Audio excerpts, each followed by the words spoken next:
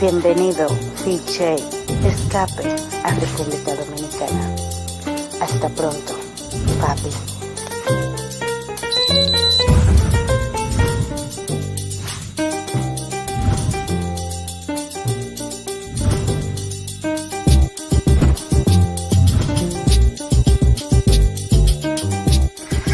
Big J, take one.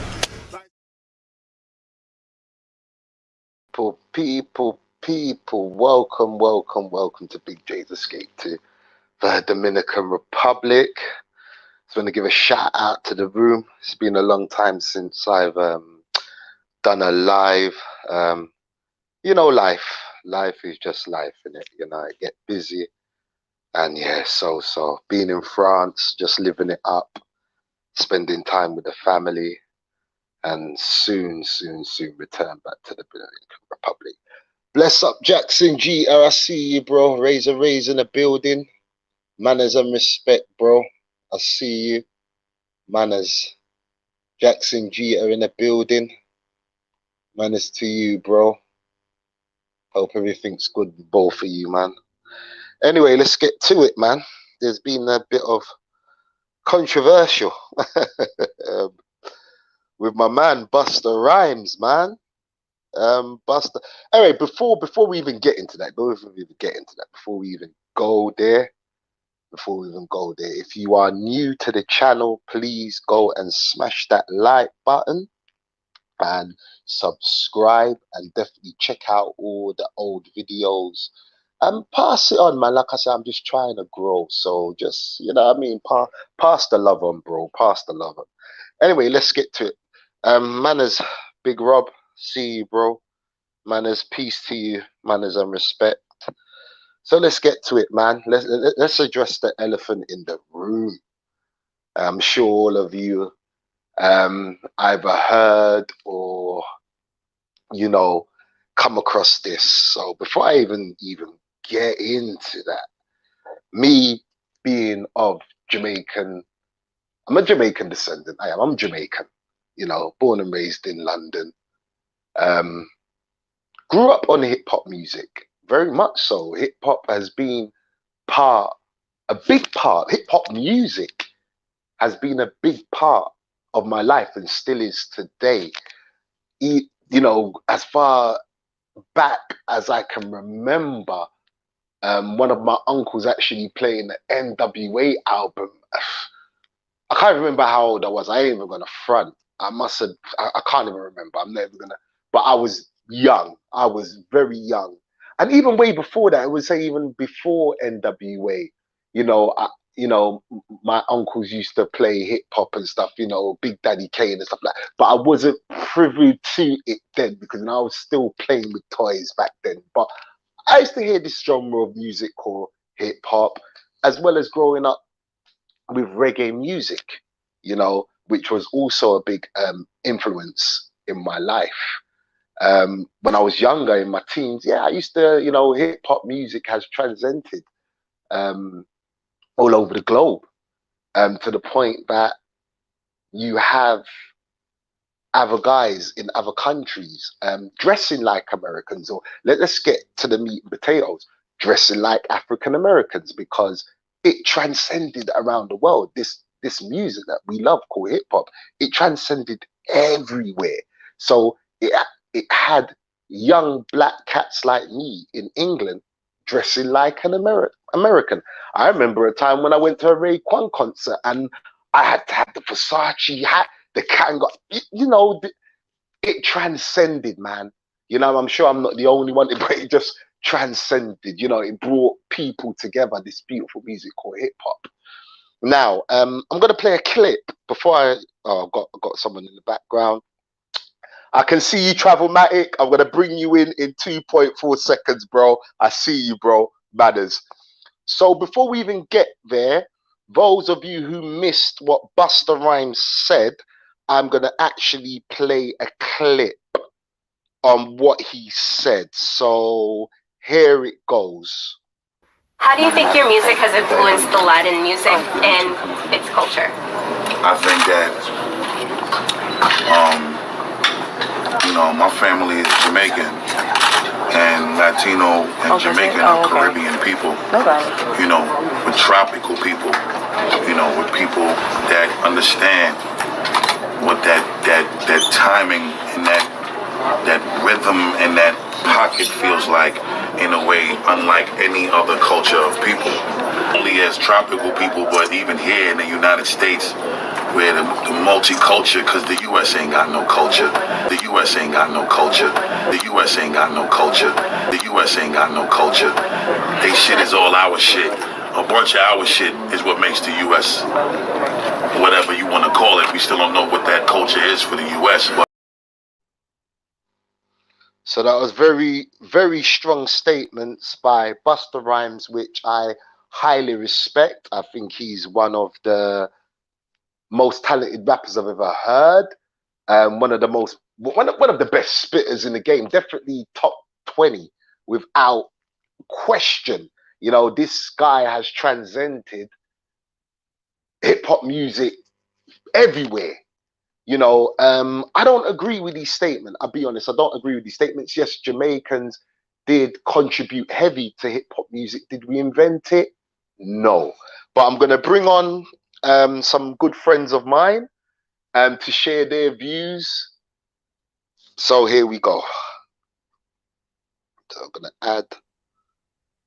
And then Unks. Welcome to the show, brothers.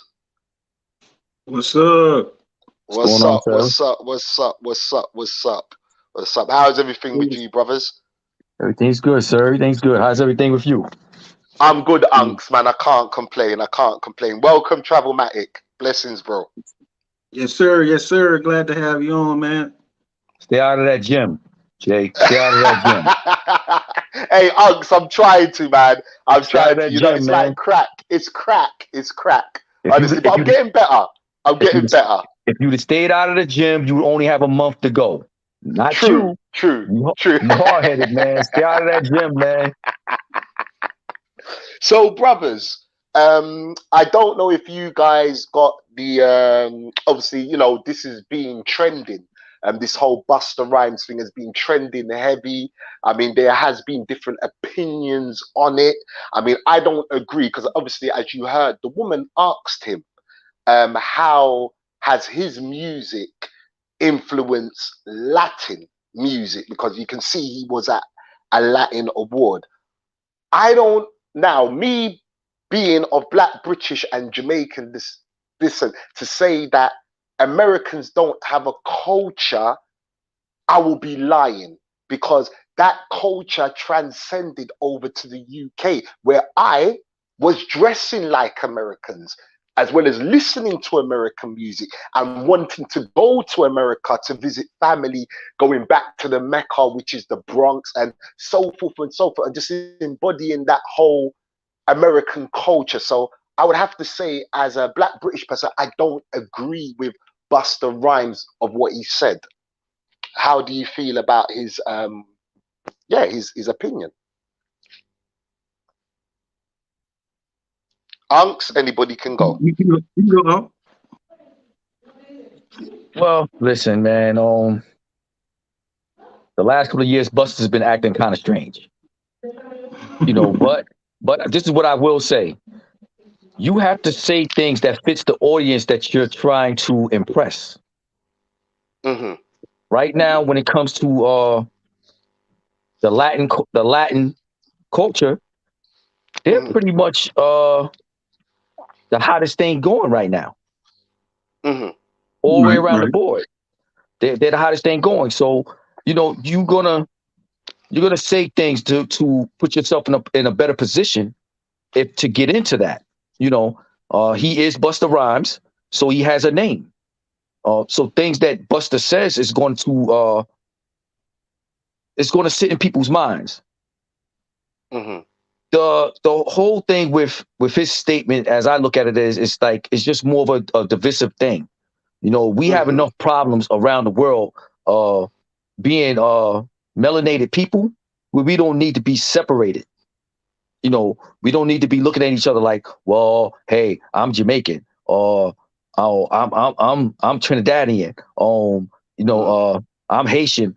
No, because no matter where we go, until they ask you your nationality, you're just black.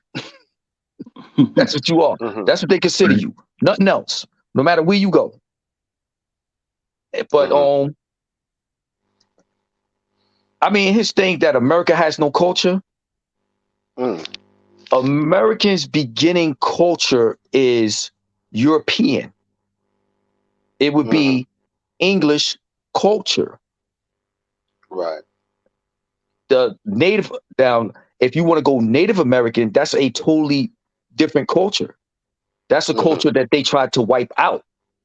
You know, but if culture can be defined in many different ways, it just depends on how you view culture. What do you consider culture? Right. You know, I don't consider you know, people say hip hop is a culture. It's hip hop is a message of for the minority people that feel suppressed. That's what it began as.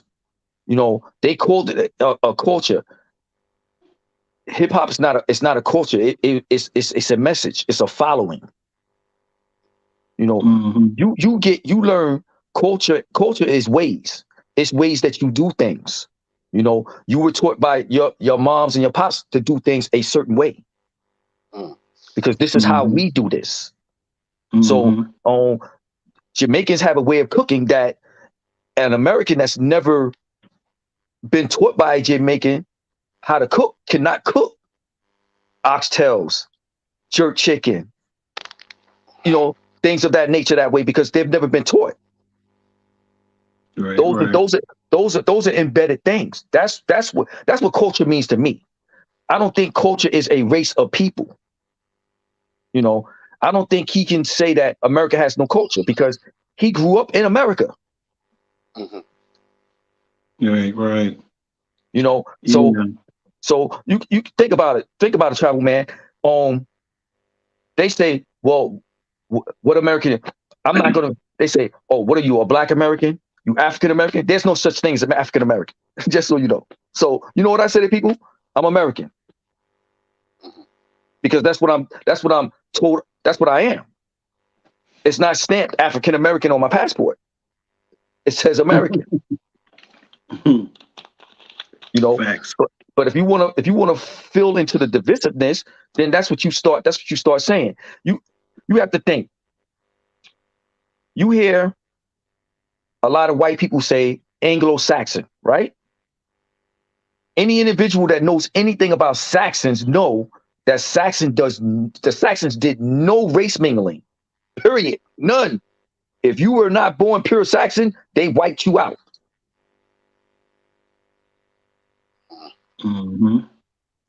So, culture-wise is a mixture of where you grew up at, who you grew up around, and what you learn. Because if you want to dump us all into a culture, then I guess every black male in America is running around riding on scooters, robbing people and killing them. I say this, Unks, and forgive my ignorant mind. As I said, born and raised in London, being of Jamaican descent. I don't know what it's like to be a black man in America. I can't fathom it. I can't give examples of it. The only example I had for black American culture was hip hop music, was the entertainment world, which was shown on TV. Can I say as far as talking to cousins on the phone? Not really. It was mostly when I got there, I was even bumping into cousins that really didn't even know about Jamaican culture because they just simply wasn't, they would just look at me and say, look, I'm American, yeah, I'm Jamaican, but I don't give a shit about Jamaica. And that was their words. They was American. They was not interested in going back to Jamaica, wasn't interested. They understood patois. They loved the food. They knew they was of Jamaican descent, but they just, I would have to say the family in America, they just really wasn't interested whatsoever. So I think what people need to understand is that other black people in other countries are only gonna get that black culture in America from the music and from the entertainment world. Well, see, that's where I was going with this message, that I think Busta wasn't straight and clear with what he was trying to deliver in his message. Because, you know, you have Americans, and like you say, there's no such thing as African Americans, but there are Black Americans there where we move different than the white Americans. Mhm. So there is culture there, but that culture is really not beneficial to Black Americans. Like, you got the 4th of July, you got other things that we were still enslaved when there was 4th of July. You know what I'm saying? Now they're starting to introduce Juneteenth, which is symbolic to Black people. So that's kind of like some culture that they're trying to reintroduce to us, or throw us a bone, pretty much, that we don't really have a lot of things that we can just say, yeah, that's Black culture. So I think he was really more like saying, for as USA, for as Black Americans, there's no culture. I'll give you this point. I had a friend from Brazil to visit me in Atlanta. I'm from Atlanta, Georgia. She came to visit me. She said she's actually she's a white Brazilian. She's a fair-skinned Brazilian. She's not Afro-Brazilian, but she loved Black guys. She wanted to come and just embrace the Black culture. I was stuck. I was like, where am I going to take this? Why am I going to show her? I really was stuck on this. You know what I'm saying? I was stuck. And I said, well, I could take her to a strip club. I can take her to some food places. But like, when I'm in Brazil and she takes me to places, we can go to the I forgot, the Samba Drome and look at them practice Samba. We can go to Sandro. Sandro. They have these Samba nights on Pedro de Sal.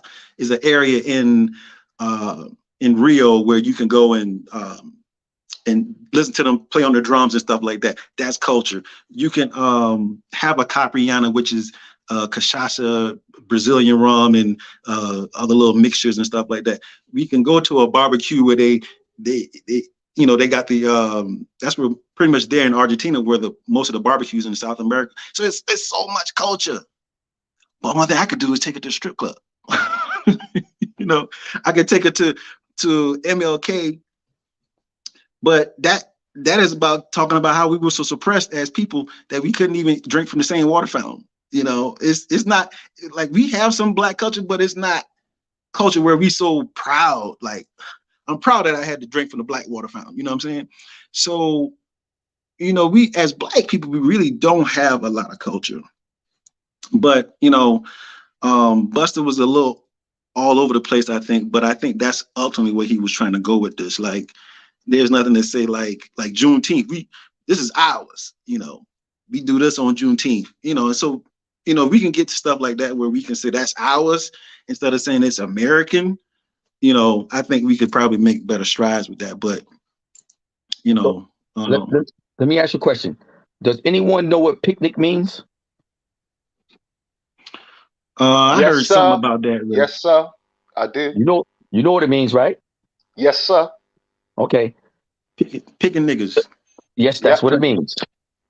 Right? Mm-hmm.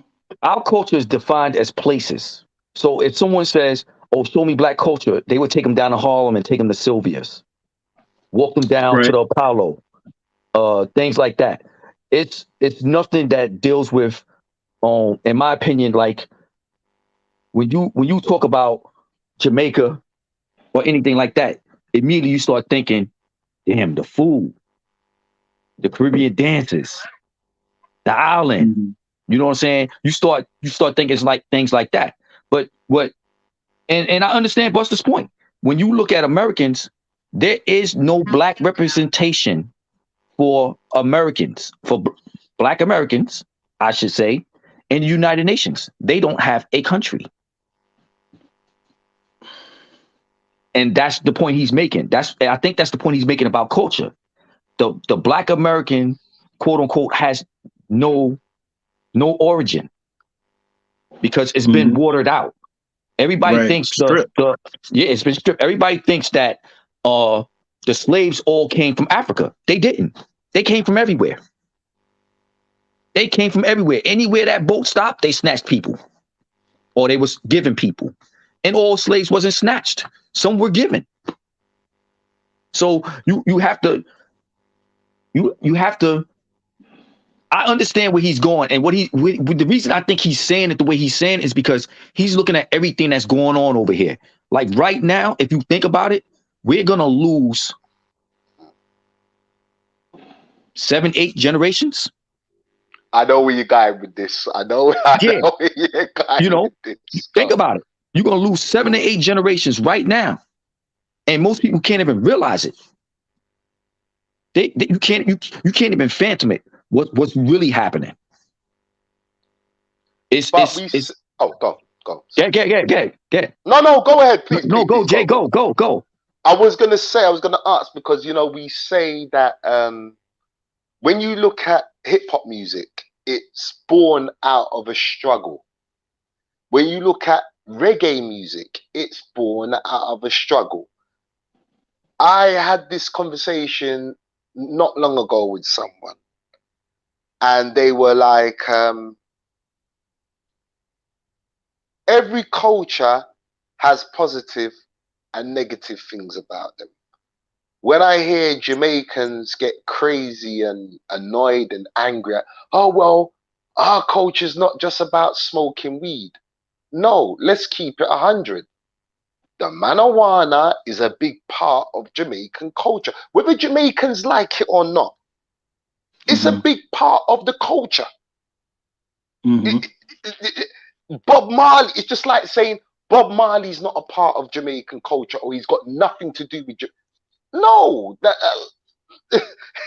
it's part and part of what Jamaican culture is. Bob Marley is an embodiment of Jamaican culture. So is it fair to say that hip hop music is a part of American culture? It is a part of Black American culture. Your soul food. We can go back Busta Rhymes said something as well, which I didn't agree with. He said something about, and I'm just paraphrasing, they haven't got no rhythm.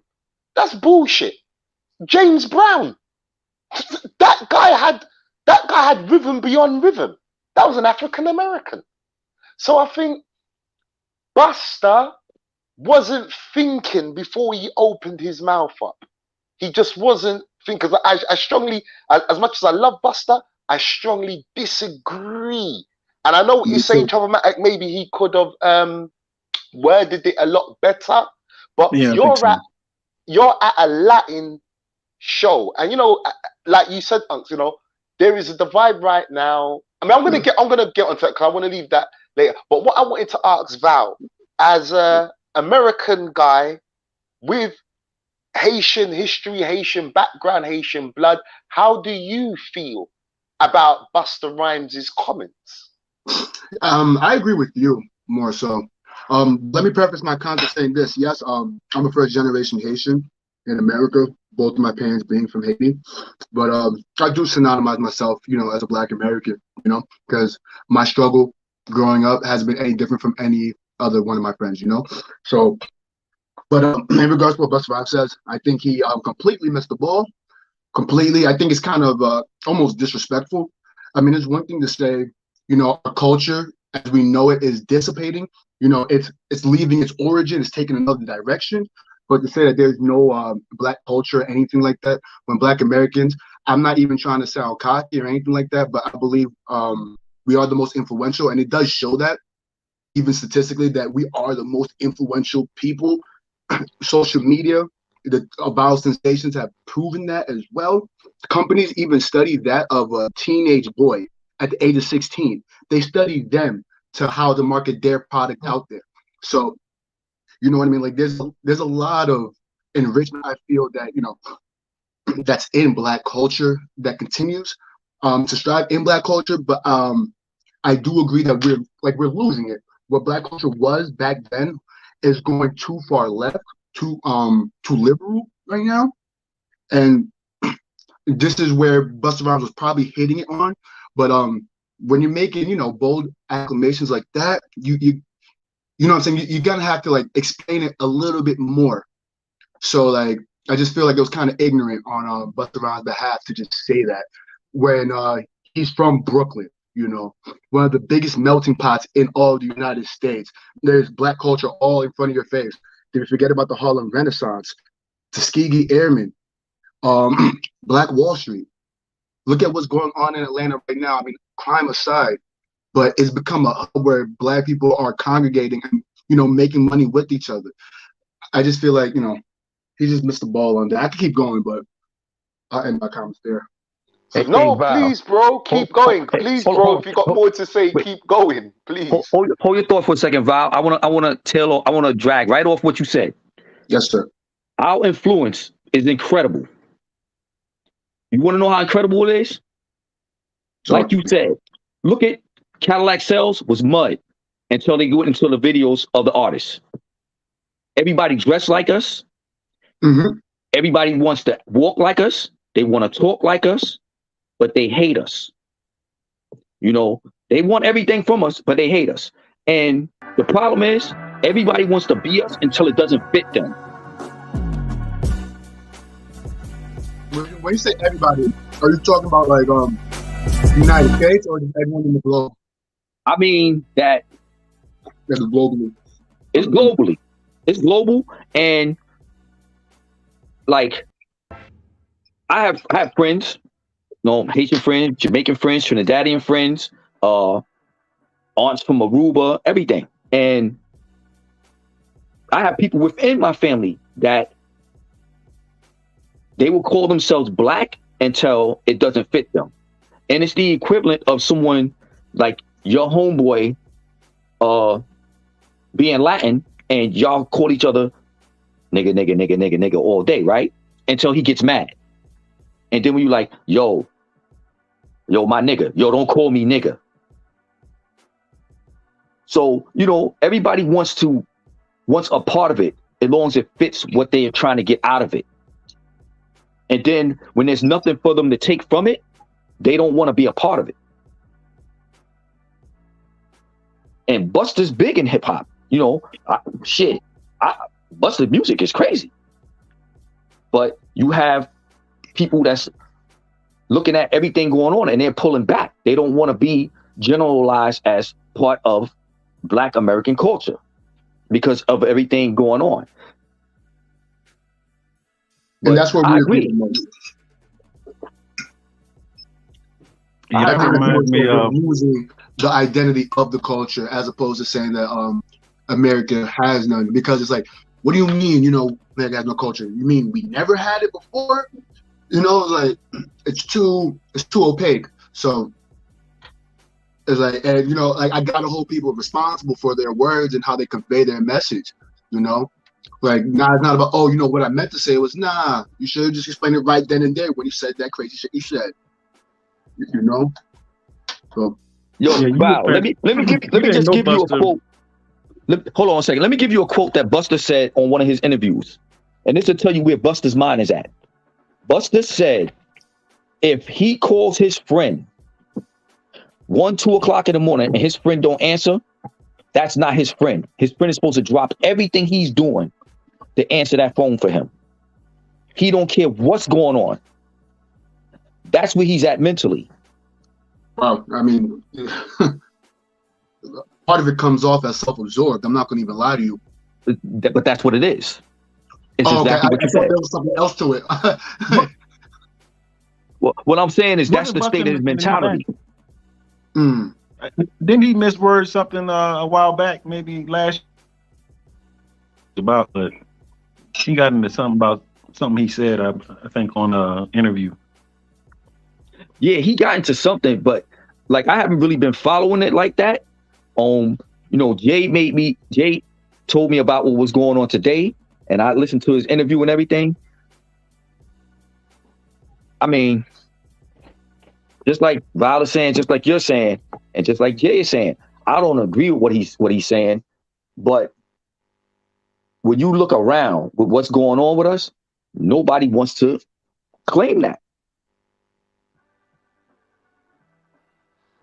Before we even go any further, people, if you've just stepped into the room, I'm joined by Unks, Mr. Travelmatic, and Backpack Val. Please smash that like button, like, share, and subscribe. We are talking about the controversial statements that the great Busta Rhymes made. If you haven't heard, he was at a Latin Music Awards and he made a statement as America has no culture, which I strongly disagreed with. Was Busta thinking right? I don't know. That's why we're here to talk about this topic. So please, if you've just entered the room, this is what we are talking about. Busta Rhymes made some very controversial comments on America has no culture. Please continue, fellas. Well, you know, too, a lot of the old head rappers these days don't want to claim the new age rap. And so I think that may be something that he may not be so proud about and don't want to claim. Because if you never knew Busta and you was to listen to that interview, you would thought he was just like pure Jamaican, never visited the U.S. before, and was commenting on the U.S. You wouldn't think that American culture. So I think some of that may have something to do with, you know, I don't know them niggas over there. I'm Jamaican, you know, with all the other political turmoil and other things going on. Like America ain't looking too sweet, you know. So it could be all of that, all bundled up in one.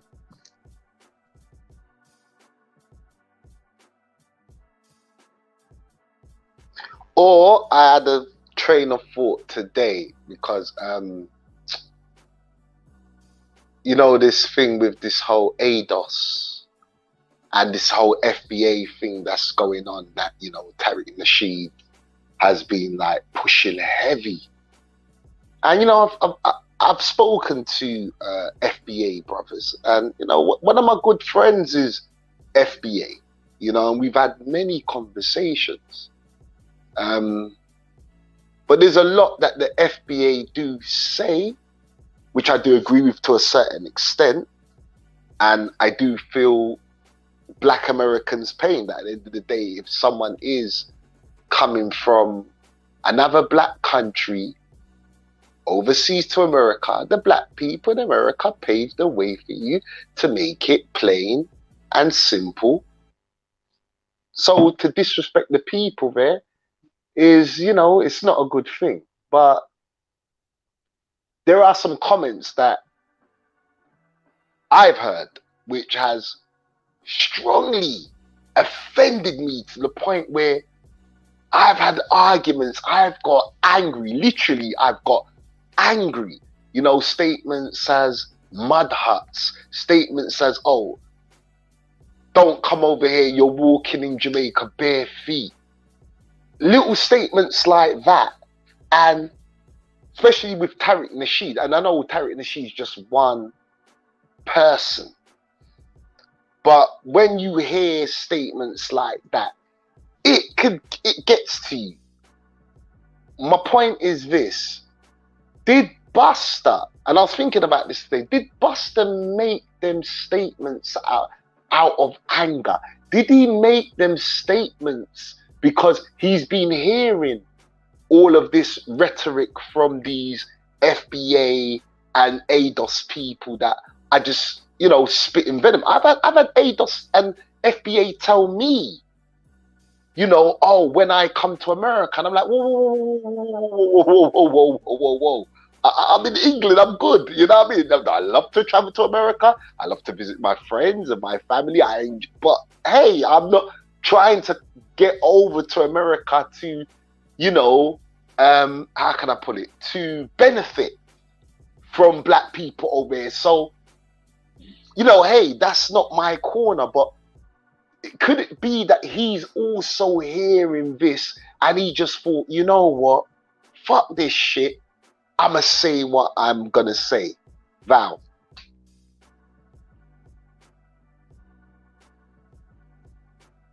Go ahead, fellas. I'm just playing devil's advocate. Yeah, that's the same thing I was saying. You know, that's the same thing I say. You know, the U.S. ain't hot right now, so some people backing out. You know, it's like a Bitcoin. Like Bitcoin dropped down to damn below 20,000. Man, I don't fuck with that Bitcoin no more, man. You know, it's not the hot thing right now, so it could be that.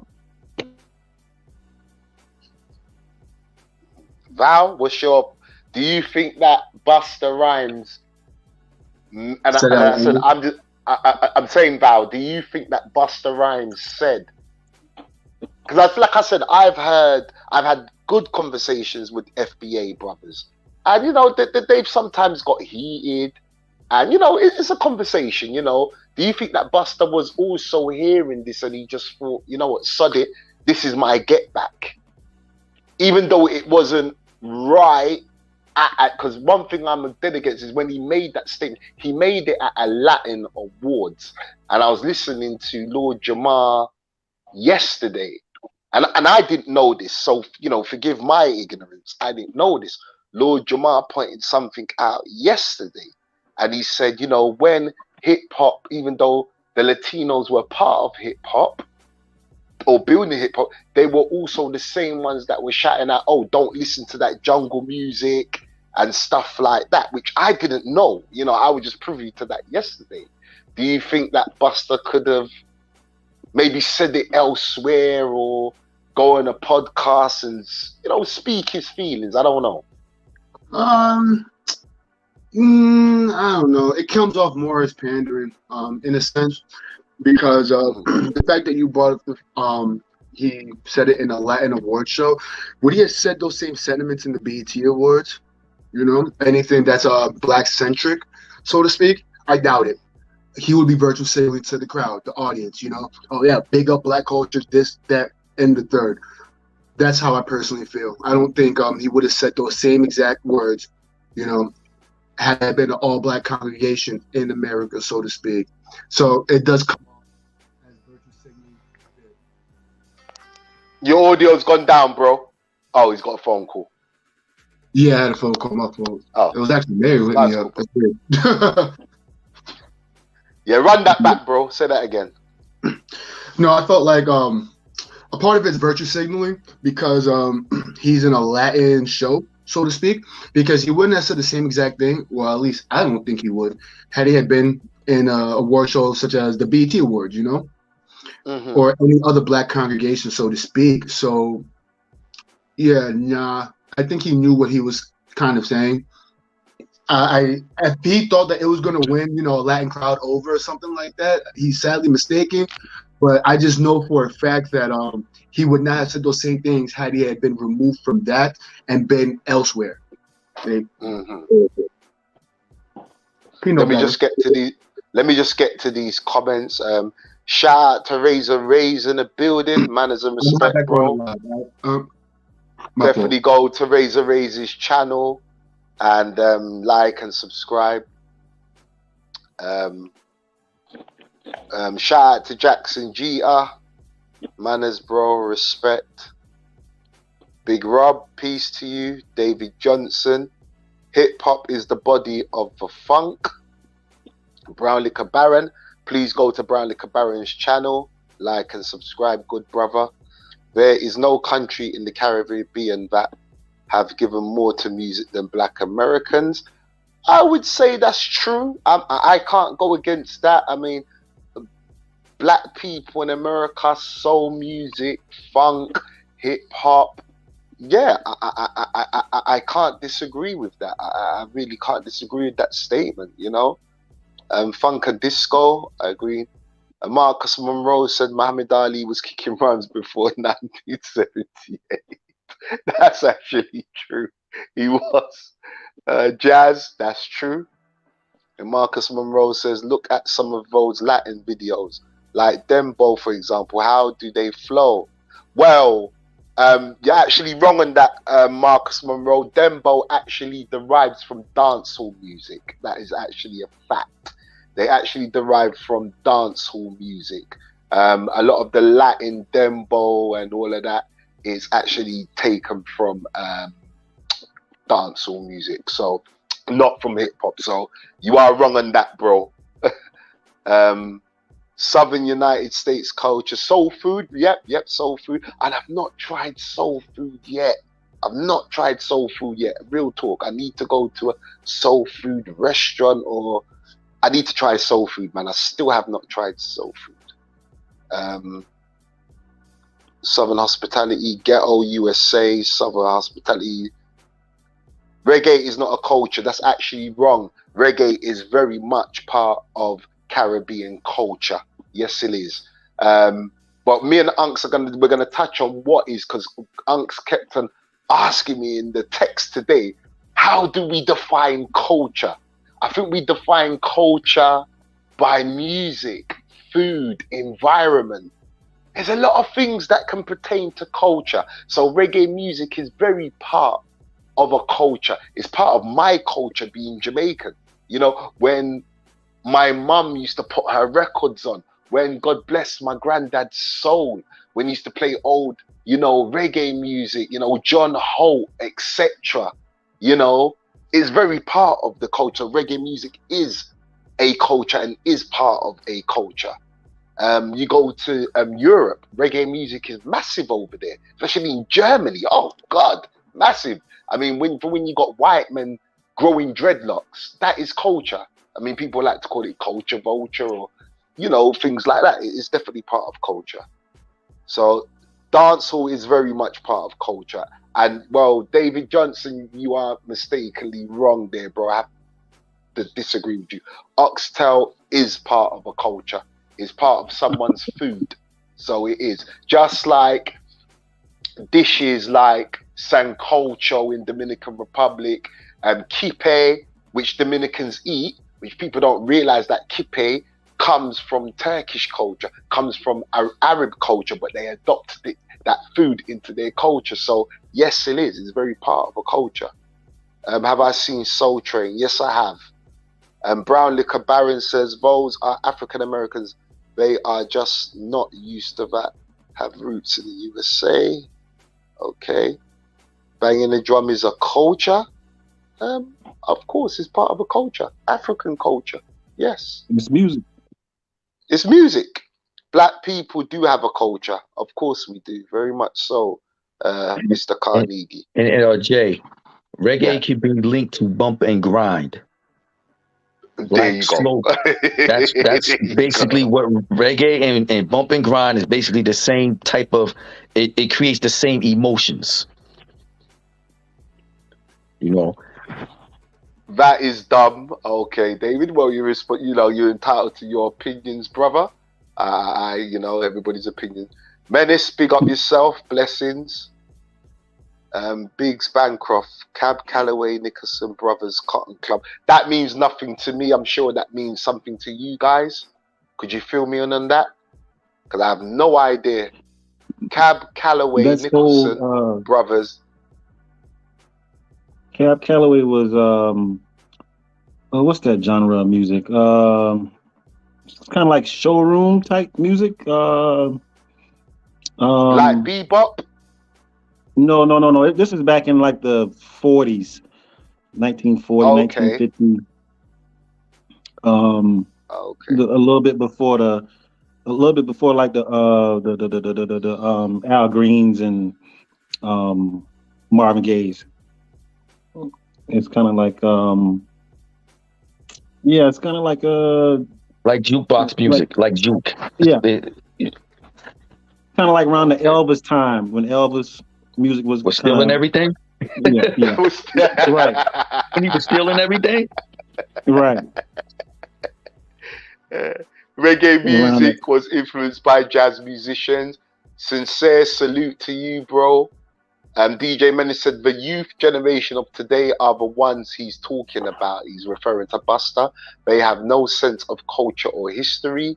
They are more concerned with how lit they are on TikTok.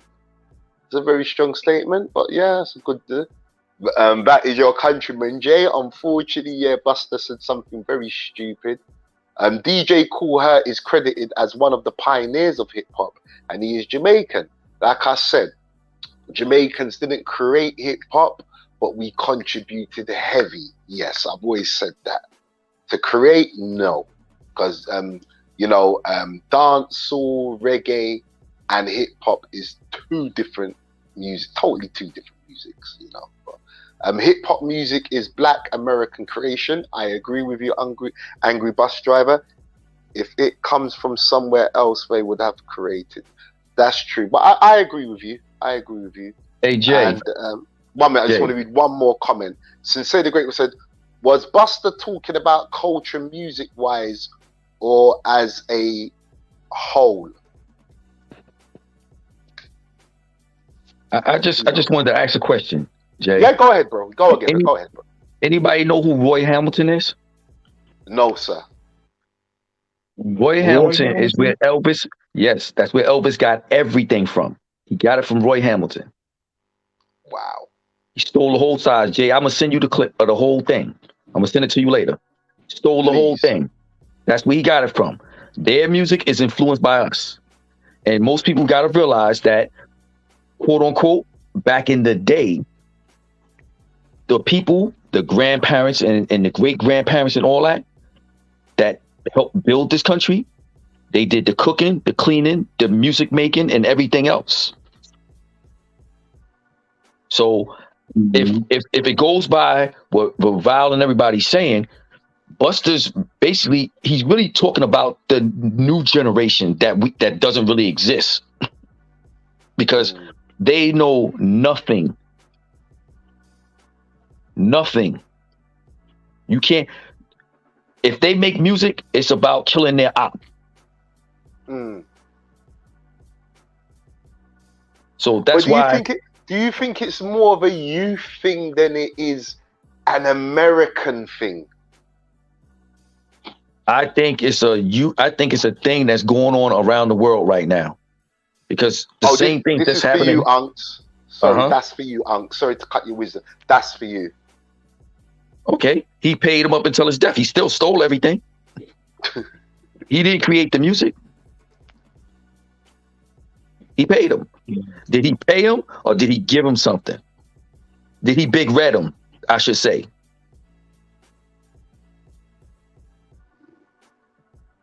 But I was just wanted to say that's where Elvis got his style from. As far as it go with the music and the youth and everything, the youth, you can't even talk to them about anything. No. About that. They're not listening to nobody. They don't want to hear none of that. So I think some of his anger is towards that. That, you can't make a record like Busta used to make and it be the hot thing. That's not what they're pushing, and that's not what the labels are signing. They're signing dudes that's talking about killing the next dude on the next corner. That's who's getting the record deal. So, I mean, it's how you look at it. Did he word it wrong? Yeah, he laid it all out wrong. But it could be anger. But I also said in the beginning, I think he's playing towards the crowd. But for him to, I mean, listen, Busta's born in America, born and raised in America. Okay, Busta's parents are Jamaican. So, when he walked through the door, I'm pretty much, how can I put it? I'm pretty much... He's an American with Jamaican ancestry. Okay. Yeah, I'm pretty much, he had the same, not upbringing as me, but when he walked through the door, the patwa, the food, but as he walked out of the door, he was in Brooklyn where I was in London. But I'm pretty sure our households might have been somewhat similar. Hey, Jay, stop trying to act like London ain't rough, dogs. No. My point is this. Here's my point. Busta, as a Jamaican, knows that his genre of music, the MCs that are in that genre of music are Black Americans. He knows this. But it's not like Busta's a stupid guy. For him to make a statement like that, and I mean, you know, because the clip I cut up, so I couldn't play the whole, because I wanted to get, as I said, to the meat and potatoes. You know, things like statements like, they have no rhythm. Like, come on. So James Brown, Michael Jackson, we can go on. What, they didn't have no rhythm? They couldn't dance? They couldn't perform? I mean, when we look at the word break beats, what was Kool Herc using? He was cutting up James Brown's records. He weren't cutting up reggae music. He was cutting up James Brown record to make break beats. I'm sure Busta is aware of this. I'm sure he is. He's been in the game for a long time and held it down lyrically. Now, I remember in his statement he made, which I don't think is in the clip, but he said something. He said that when his flow, he takes some of his Jamaican influence, and, you know, that's what makes him, you know, a little cut above the rest, because he can reach down that avenue and grab something from reggae music. And, you know, as I said, we've had groups like the Bush Babies. I don't know if anybody remembers the Bush Babies, you know what I mean? And groups like that. Let's even go back to the Fugees. I mean, the Fugees, you know, they put a little reggae influence into their music. Yeah, we've had groups like that. But for the most part, hip hop music was created by Black Americans. How Busta can't see that, and he's in the industry. How we can't see it? Let's take a Notorious Big. Jamaican, mum, dad, Jamaican. You even hearing some of these lyrics. Stop your blood clot crying. Look what words he uses, but for the most part, Biggie's flow was Black American. You know, he even done a tune with Diana Carroll. I mean, I've got respect for Adi Gone Man. Yes, there is little bits of influences, but for the most part, it's Black American music. And I don't understand how Busta has made a strong statement like that. I really can't even give Busta any passes here. I can't. I think it was a very dumb. I think it was a dumb statement.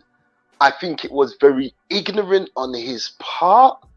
The only thing I can say about the statement is that, okay, Busta must have been in his feelings due to all this FBA and this ADOS bullcrap that's going on. Maybe he was hearing too much of it and he thought, you know what, fuck these Americans, motherfuckers.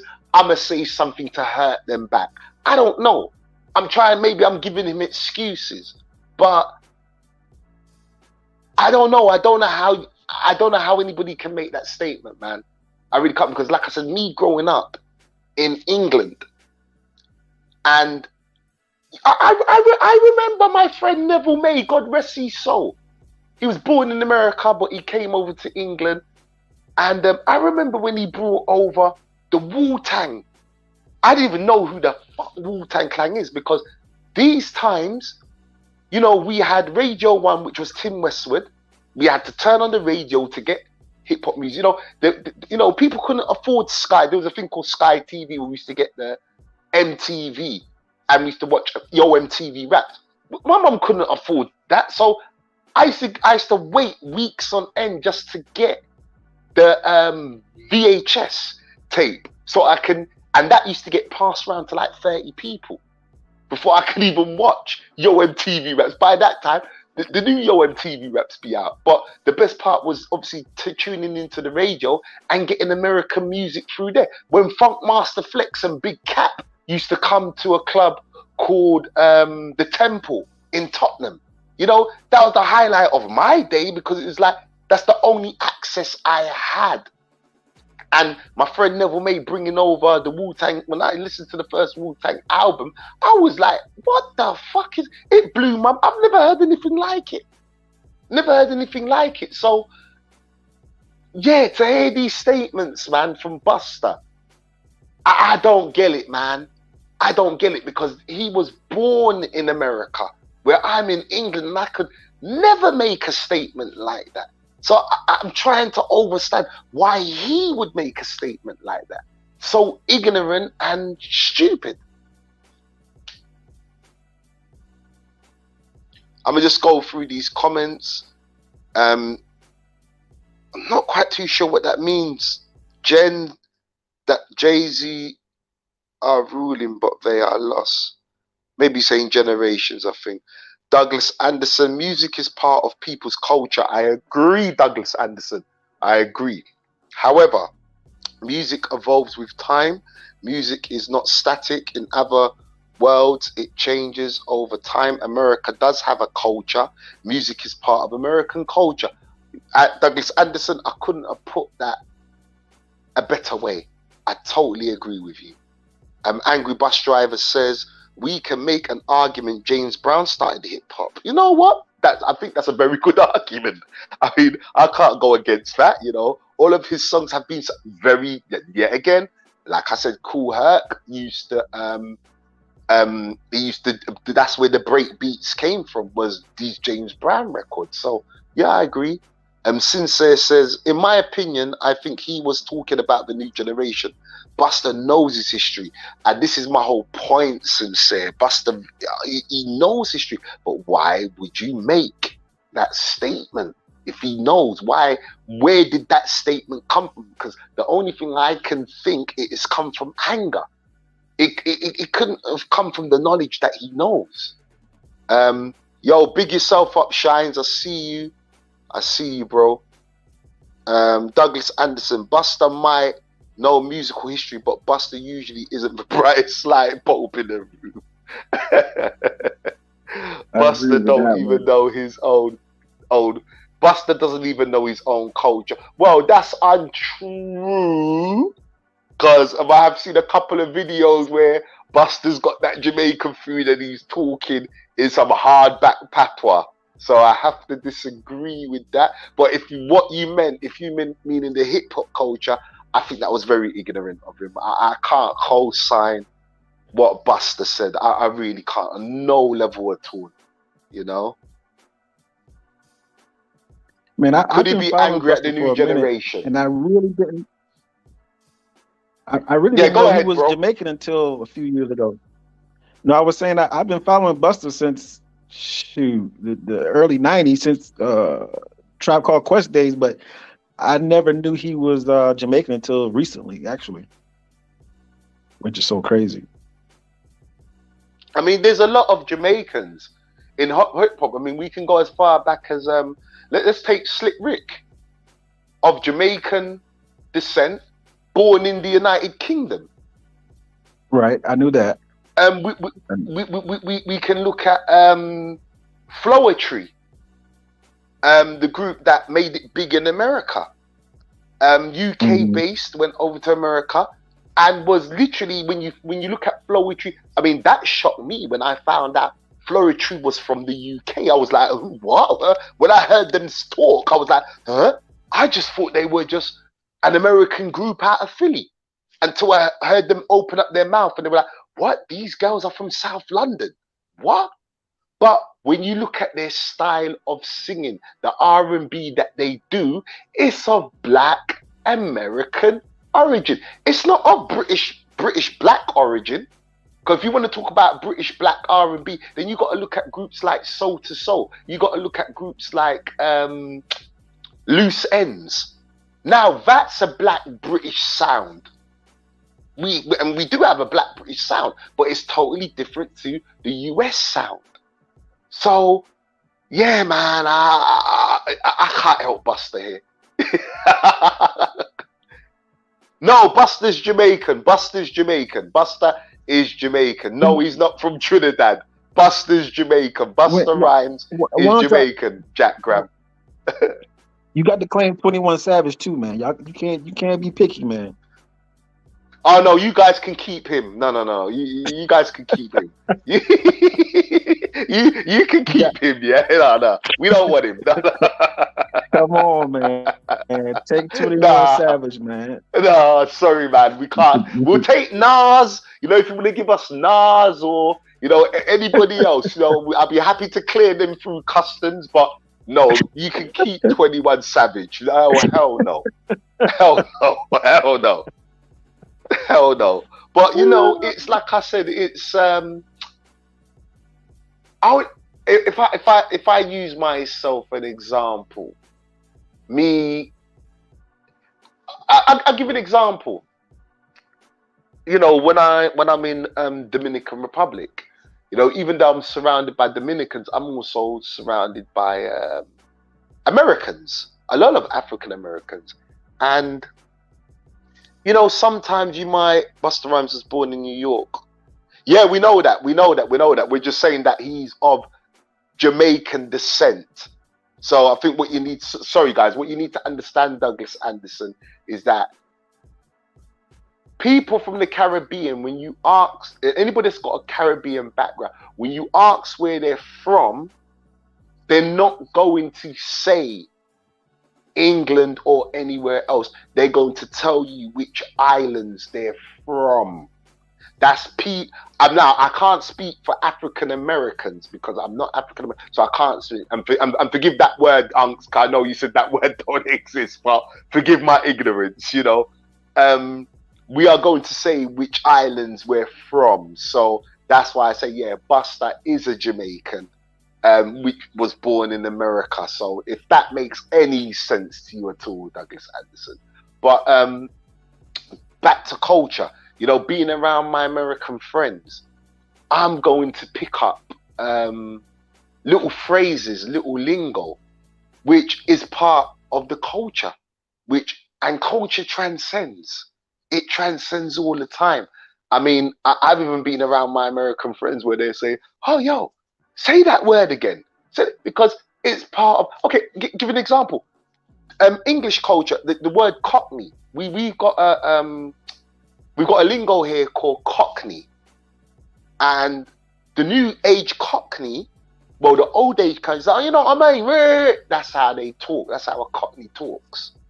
Now, if I was to start talking Cockney on here, you guys will not understand a word what I said. You wouldn't understand. You'd be like, yo, repeat that shit again. But the Cockney is mixed in with Jamaican patois now. It's totally mixed in. So you hear my voice, which is English, but for an American ears, I'm going to sound posh, well-spoken. Until you get here and live here, you'll be like, oh shit, Big J sounds ghetto as hell. But because you turn on the TV and you're going to hear English accents, it's a total different accent. So I'll give an example. English, Idris Elba, perfect example. He shocked a lot of people when he opened his mouth up. He shocked a lot of people. They're like, what? He English? Oh, hell no. You know, because he's done the American accent so well. But when he talks, he sounds well spoken. But I've even had to educate some of my American family and say, well, that's further from the truth. I actually sound ghetto as hell, you know. But to an American ears, I sound well spoken because I have a different dialect. If that makes sense. Oh wow! So you sound ghetto to traditional English speakers? Yes, I'm ghetto as hell, but it doesn't sound it. Okay, I'll give an example. It's only in the past couple of years when I've been surrounded. To me, Americans sound all the same because because my ears wasn't privy to a Southern accent. Someone, even though I had the hip hop music to listen to, and I knew okay, that's a down south sound. That's, you know what I mean? That's a New York sound. Yeah, because of the music. But when it comes to speaking with an American, I'm asking, oh, so what part of America are you from? Because, oh, I'm from DC. I can't differentiate a DC accent between a New York accent. Now, I can differentiate a down south accent or an Atlanta accent slightly to a New York accent, only because I've been around Americans more and more and more. The more I travel, the more I'm around Americans, I can differ. But before, it'd be like, okay, it's like a Canadian and American. To me, you sound the freaking same. Until I started spending time with more Canadians and Americans and thinking, okay, I can differentiate between a Canadian and an American. Because what you didn't, I don't know if you do know, the Canadians, because they're so influenced by Jamaican culture, such as Drake. People thought Drake. Okay, I'll give an example. Drake came to London, right? Drake came to London to do his thing, and he went on a radio show. And when he went on the radio show, there was slang that he was using. There was actually slang that he was using. Do you know brothers pulled up to the radio station to take Drake's head off because they thought that Drake was taking the piss out of the English accent? It happened to me in real time. It happened to me in real time. Salute to my Canadian brother Randall. You know, salute to him. Me and Randall became friends. You know, I met Randall out in Dominican Republic. Me and Randall was sitting down, and for 20 minutes, I'm looking at this guy thinking, is this guy trying to rip my fucking accent? Is he literally sitting in front of my face, taking a piss? No, they use the same slang as Londoners, Canadians. They use the same slang. And he turned around and said, he thought I was taking a piss out of his accent because they use the same slang. Canadians have got more in common with black people in England than they have with the American people, believe it or not, because they use the same slang as us, where you guys use total different slang. Yeah. Give you an example. When I was last time in New York, I was with my cousin. So my cousin said to me, do you want a stogie? I said, what? A what? What is a stogie? He pulled out a cigarette. I said, fag. He said, fag? Nah, man, that's some gay shit. I'm like, no, that's what we call it in England. That's a fag. He's like, oh, hell no. So we were just both laughing, you know, because again, we're both Jamaican, but he's an American and I'm English. So, you know, we had to sort of like learn the ways that we talk. But he was like, fag, how are you guys calling a stogie a fag? Like, oh, hell no. You know, we were just laughing about it. But like I said, it goes back to culture. You know, it goes back to culture. Here we go, smiley culture. There you go. Yeah. Another one, Cockney translator, big hit. Yeah, very, very true, Douglas Anderson. Perfect example. But go ahead, bro. No, you said the stogie in your culture is called fat, F-A-T, or yeah, F-A-C-T? F-A-G, fag, as in faggot. We call it a fag. Oh, yeah. Yeah. Yes. And we always, and you know, it's so funny because and Unks knows this joke. You know, Unks' nephew, Bronx. You know, we always rip each other because, like I said, Americans, they have total different phrases. Like, you know, you guys call it sidewalk, we call it the street. You guys call it was it a parking lot? We call it a car park. You know, you guys say diapers, we say nappies. You lot say sneakers or tennis, we say trainers. So there's a lot of things. I think you guys call it an elevator or a lift or something. We say elevate. So it's a cultural thing, man. We both speak English, but different terminologies. You know, different terminologies. I need to come over to that UK and put some of that southern twang on them, man. I know them ladies would be jumping on me, boy. Always make a joke, Troublematic. Americans, you guys need to learn to spell.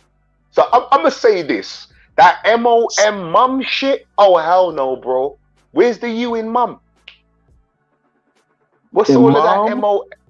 Yo, M-O-M? Come on, bruh. M-O-M. Mom. It's mum. And you guys don't put a U in color. No. That can't go down, bro. You lot don't use a U in color. I always say, the English left too early. Yeah. We left too early. Yeah. We should have stayed. You know, it got cut short, man. Like mama, like you can. Let me see. That's okay. I'm not no English teacher, but Yeah, mama. we use M-U-M. Yeah, mom. Yeah. Mom. Yeah, we use M-U-M, but you know, we laugh about it. We always laugh about that, like, nah, it's this, it's that, like, nah. And then the restroom, like, we're like, nah, bro, like, we don't. In England, we either say two things: where's the toilet, or I need a piss. Literally, we'll say that to each other. I need a piss, or I need to take a piss. Believe it or not, yeah. We'll just blow out, right? I need to take a piss, or I need to take a shit. Where's the toilet? That's what we call it, toilet. Like that restroom, like, no. Y'all don't call it. You have to have a name for the place. It ain't just a toilet that's outside on the corner. No. It's the toilet. It's the toilet. That's it. It's the toilet. And that butter on the popcorn. Oh hell no, bro. Oh hell no. I fucked up big time. I remember it was ages ago. I went to go and see, I believe it was The Bride of Chucky with my cousin. I believe it was The Bride of Chucky, and it was in New York. I believe, yeah. I'm sure it was. It was a Chucky movie anyway. And we're getting popcorn. So, me like an idiot, the woman goes, do you want this? That's up. I'm thinking, when she said butter, I'm thinking, oh, butter, scotch, popcorn. No, this woman poured butter on my popcorn for real. I was like, oh hell no. So y'all just eating dry ass popcorn in England, man? Right, we have sugar popcorn. We only have the sugar one, the butterscotch one, and the salted one. That's it. None of that melted butter. No. None of that melted butter, bro. No. Man, y'all be over there choking in them theaters, man. But one thing I can say about the United States, the food, that Popeyes, oh, bruh. I think the last trip I had was to Miami. Shout out to my boy Julian. He came and picked me up. That Popeye is crack. I don't know what you guys be putting in that Popeye, but oh my Lord. And believe me, we've only got one Popeyes in England now. We've only got one, and it don't taste the same. It don't taste the same. Yeah, man, they be having that old grease, man. That's what it is, man. That old grease. Man. Y'all be changing your grease out too much. That's why you injured now. All that damn salt from that Popeyes. Yo, the shit's good, bro. I ain't even gonna lie. The shit is good, man. But you know, I've always said though, staying in the realms of culture, and I wanted to bring this up. And I know me and you, Unks, we've had conversations, you know, on and off, you know. Is that and it's got my so as a black person from England, when we look overseas and we see how much black people in America have achieved, and I'll be honest with you, sometimes we're looking back, and I'll just be honest, it might sound ignorant, but you know, I have to keep it. Sometimes we look back and we say, what the fuck are our brothers and sisters in America moaning about? Now, it could be ignorant on our part because maybe we're not getting gunned down like pigs in the fucking street every 10 seconds. So maybe it's easy, but at the same time, we're like, they've achieved so much. In England, you can't achieve what black Americans achieved in America. It's just not possible. England will not allow it. A black-owned record label? No, forget that. Forget that. A black-owned TV station? No. England are not having it. I remember, Travamatic, me and you were having a conversation about the wages, what you earn with your computer job. Bro, you're not seeing that in England. I'm telling you, you're not seeing that. You're not seeing that. So, you know, we do admire what Black Americans have achieved through the years. We really do. We really do. Because there's a cap on our heads in England. I mean, it's only so far they will allow you to go. If you are too black in England, if you promote too much of your blackness, you are gonna have a problem. You are gonna have a problem. You're gonna have a problem. I'm telling you, you're gonna have a problem. There's none of that march in the street.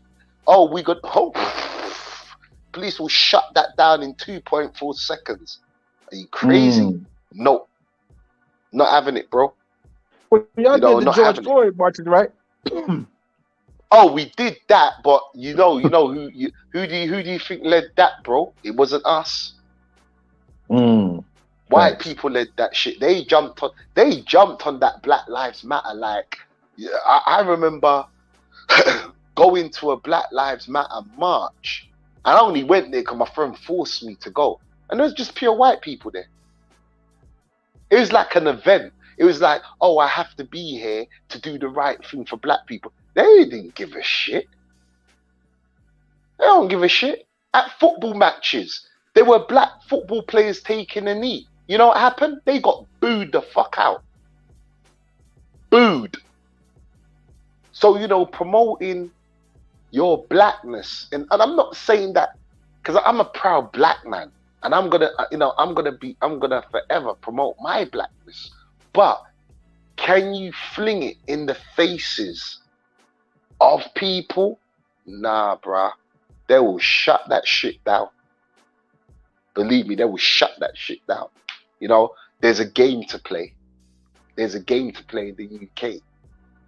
And it's called Fall in Line, Negro.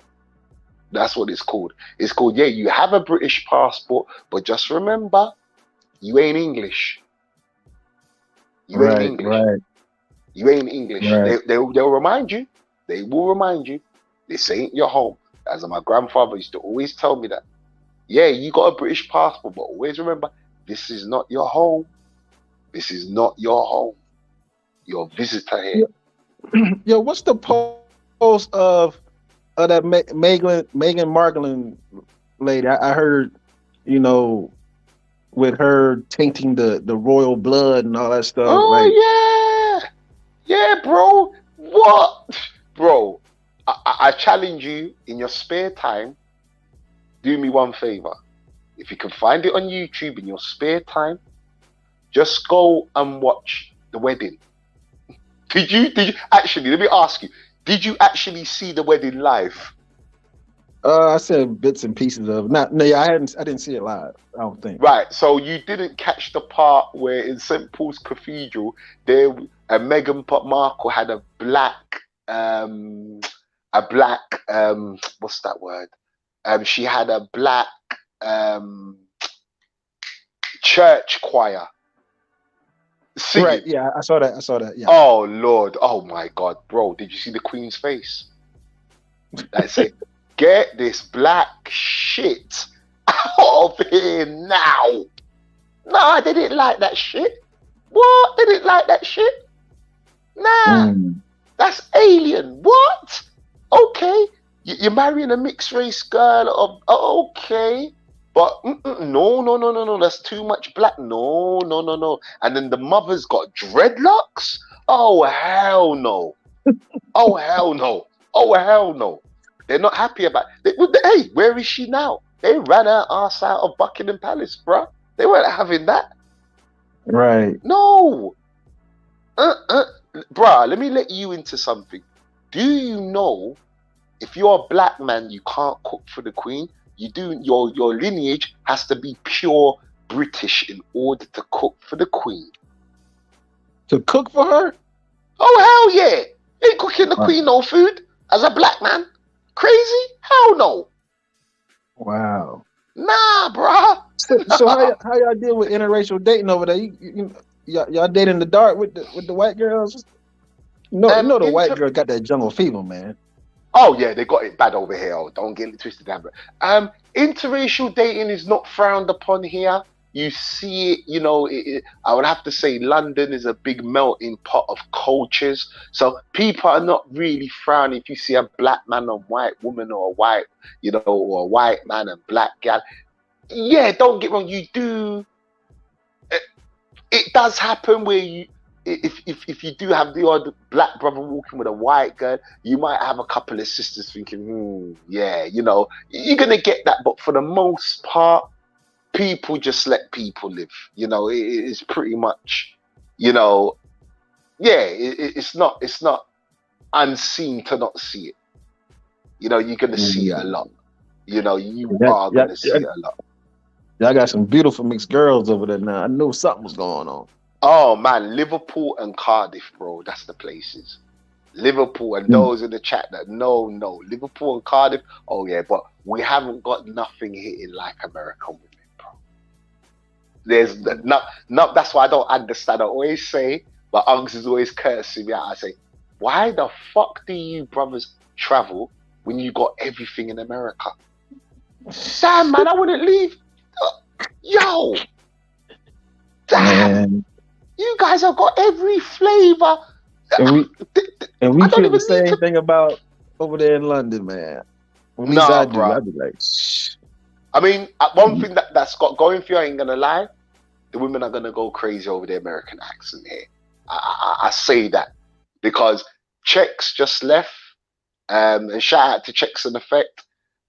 He was in London and he was getting away with some bullshit. And I was just like, bruh, it's that American accent, man. You're foreign here. So if that was any of, they would have cursed you out. They would have ignored you. They would have pretended like they didn't hear you.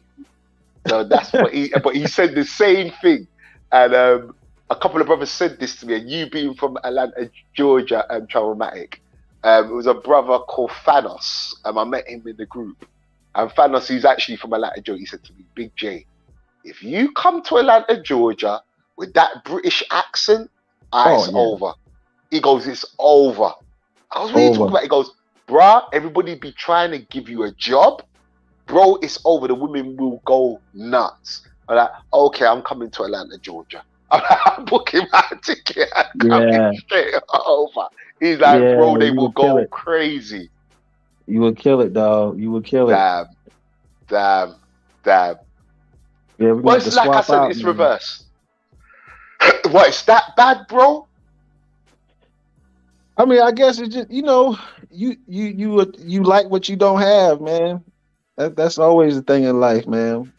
You know, and people like foreign stuff, man. People like foreign cars. True. People like true. You know, you kind of get tired of seeing the same old thing, so you want something different. So yeah, that's why I like to travel, man. As a brother that spent time in the military in England, and I know what it's like. Here we go. Please do share. Please. Nah, man. I know what it's like, yo. I can tell you, I've been on both sides of there. I know what it's like over there. You know what I'm saying? But I'm telling Jay, he want these hood boogers over here in America. He can have them. I'll import some for him. Oh, please. I will clear them through customs. Believe me, I will write a letter of intent, everything. I will clear them because you guys have got the flavors over there, man. I can't front, bro. Like, you know, our brother would say, yeah, but you got them in England. I'm like, no, not like America. Our flavors is known as rottener. No, rottenness. Your black women over there hit different, man. Your black women over there hit my baby Mary J. Blige. Oh, man. Whew. I would lose my left toe for her, boy. Trust me. She nearly lost hers with KC.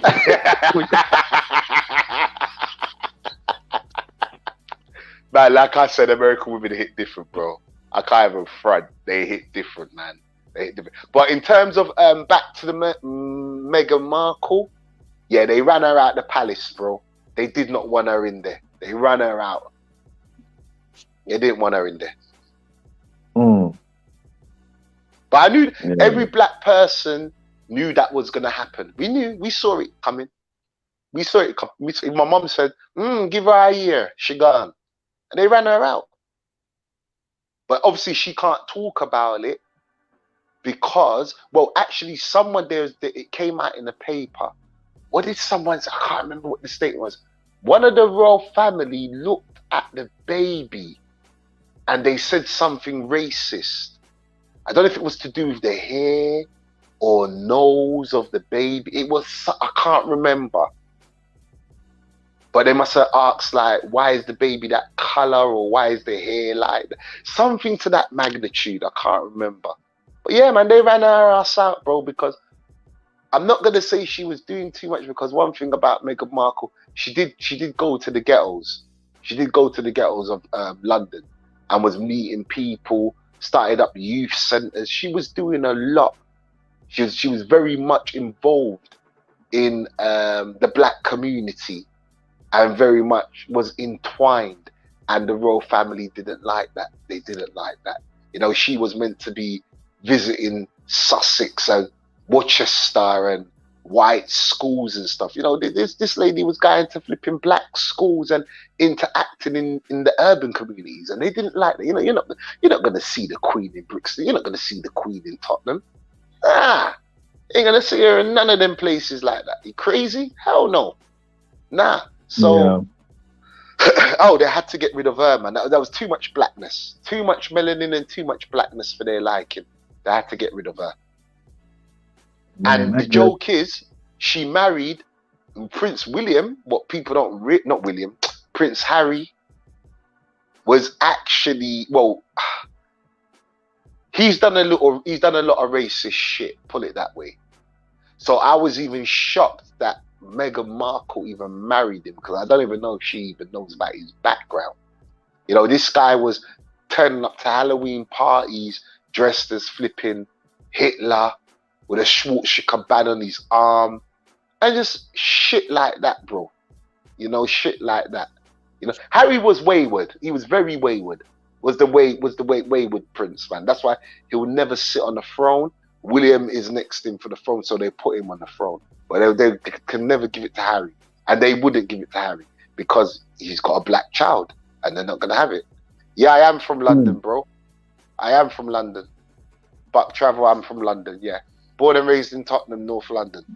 But so, yeah, Harry's never going to get that throne. And them children that have got black blood in them, oh, forget that shit. You're mad. They're not giving that to them. Nah, forget it.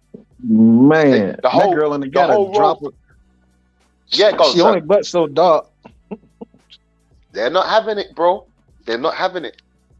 They're not going to let that happen, bro. I can tell you now. So people, if you've joined the room, we were just talking about the whole Busta Rhymes incident. He made some controversial statements. America has no culture, which I strongly disagree with. I think it was a silly comment by Busta Rhymes, but you know, it is what it is. Hopefully Busta can you know, rectify what he said, man, because to me, Busta should know better. You know, we should know better, especially being in the culture, doing black, you know, music, and knowing that, you know, black Americans did, you know, start hip hop, which they did. You know, there's no doubt, shadow of a doubt. Like I said, Jamaicans did contribute heavy to hip hop. Did they start it? No. So, you know, this is the topic that we're on. I will play the clip again, people. And those of you who missed it, I am going to play it again. So here we go. How do you think your music has influenced the Latin music and its culture? I think that, you know, my family is Jamaican, and Latino and Jamaican are Caribbean people. You know, with tropical people. You know, with people that understand what that timing and that rhythm and that pocket feels like, in a way unlike any other culture of people. only as tropical people, but even here in the United States, where the multicultural, because the U.S. ain't got no culture. The U.S. ain't got no culture. The U.S. ain't got no culture. The U.S. ain't got no culture. They shit is all our shit. A bunch of our shit is what makes the U.S. whatever you want to call it. We still don't know what that culture is for the U.S. But You know, very strong statements by Busta Rhymes, man, which I do not agree with whatsoever. I mean, he talks about timing. I mean, who had impeccable timing? I mean, James Brown, man, like Prince.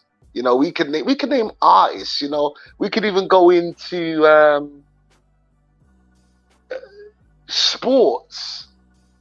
You know, people like Michael Jordan. Michael Jordan transcended around the globe just through a sport. I mean, if you can name me a sports person that's on par, that transcended all around the world to Michael Jordan, I can't think of one. I mean, Lewis Hamilton doesn't come which is an F1 driver. He doesn't come nowhere near Michael Jordan. Michael Jordan was global. Michael Jackson, you can go to 4 corners of the world and just say Michael Jackson. Everybody knows who he is. Okay, you can somewhat do that with Bob Marley, but you can't put Bob Marley in the same category of Michael Jackson. It's just there's no way, you know. Welcome to the show, Mr. Bull. Glenn,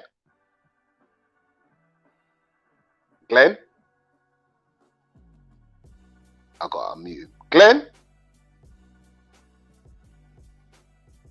you might need to unmute yourself, bro.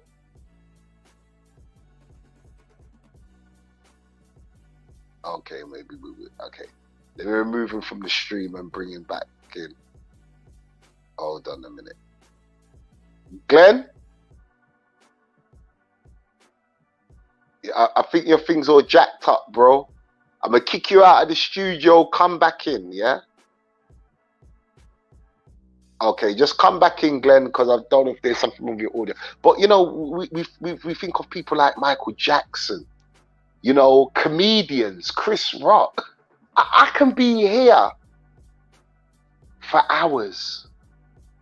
You know, Black American culture transcends in all form of entertainment, in all forms of even creating things. It transcends. So for Busta Rhymes to say the US has no culture was a very, very, very dumb statement. It was a very dumb statement. Let me see if I can bring Glenn back in at the stream. You're on the show, Glenn. No, I think he's still got problems. Can you other guys hear me? Oh no, Glenn's Yeah, I got you. I got you. Okay, I'm trying to bring Glenn in, but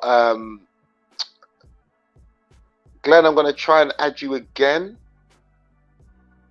Glenn, I think there's something wrong because we can't hear you, bro. Hear me now? Oh yeah, got you, bro. Got you. Welcome to the show, Glenn. You've heard, I don't know if you've been listening in the background to what's going on. I mean, you being a Black American yourself, how I mean, I don't know if you heard what Busta said. I watched I watched it. I watched the clip that you sent me. Right. I mean, I hate to say this because Busta Rhymes is one of my favorite rappers, but he sounded really stupid. That's just my opinion. Yes, he was talking when he was saying like the Latin and the Caribbean, but when it all boils down to it, you can say Latin and Caribbean, but the everything that a Latin person do, when he says sauce and all the movement, sauce is an African love dance.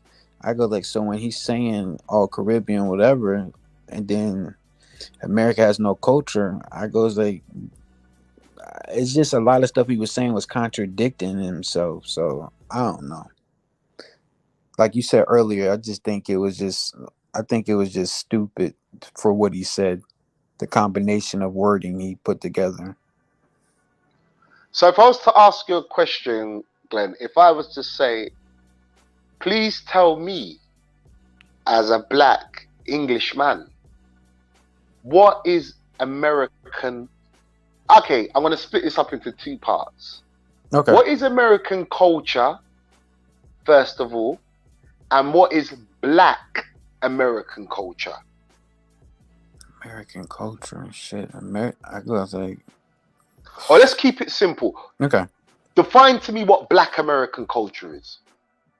Me not being a black man from America, what would I expect going into a black American household? What am I gonna expect from the TV, from the music to your food? Man, I goes like, to be honest, it all depends on what era you grew up in, the age. Mm-hmm. I goes like, I know my origins is the South, so I goes like, and my southern ancestors migrated north because mostly all my family's from up north. So it goes like, I don't. That's a really good question. I go like, it's a kettle pot of culture of different people because not everybody's origin is the same. I goes like, so I don't. That's a really good question. I goes like black America it's different. It all depends on where you're from because you could be from out west and could have been raised one way, and you could be from the South and be. I live in the South right now, but I'm from up north and it's totally different. And then up north is totally different. So it all depends on what part of are you from. But to me, and when it all boils down to it, you could be from the west, the north, the south. We all gonna get the same shit here in America. When your skin look one way, you brown, you still gonna get treated the same. But the culture, I would have to think about that more because that's a really good question. But yeah, Would you say that hip hop is part of black American culture? That's an understatement. That's an understatement. That's If it wasn't for NY, there would be no hip hop. It's the origins, and it's embedded in the culture now. But that's the most definite. And would you say also soul food? I mean, we say soul food. I mean, I've never tried soul food. I'm still yet to try it. Wait. Not to get off topic. Did you just say you never had soul food before? I've never had soul food before, bro. Get out of here. You never had fried chicken, macaroni and cheese, collard greens? I've had all of that, but not done in a traditional African American style. I've had mac and cheese Jamaican style and soul food, but I've never had it American style. So you never had like the fat back and all that other stuff, like? Nope. I don't even know what that is, bro. What is fat back? You need to explain that. Fat back is something that they season food with. It's I think it's like a fat from an animal, and it and they season the food with. Like, man, you never had like fried chicken with mad Crisco and all. Oh yeah, cornbread made in a skillet pan. Oh yeah, so yeah. So actually, I've tried cornbread. That shit is nice. No, have you tried cornbread in a skillet? No. Yeah, I goes like you need like somebody's great grandmother type cooking. Like because cornbread tasted like cake to me. It tasted like cake.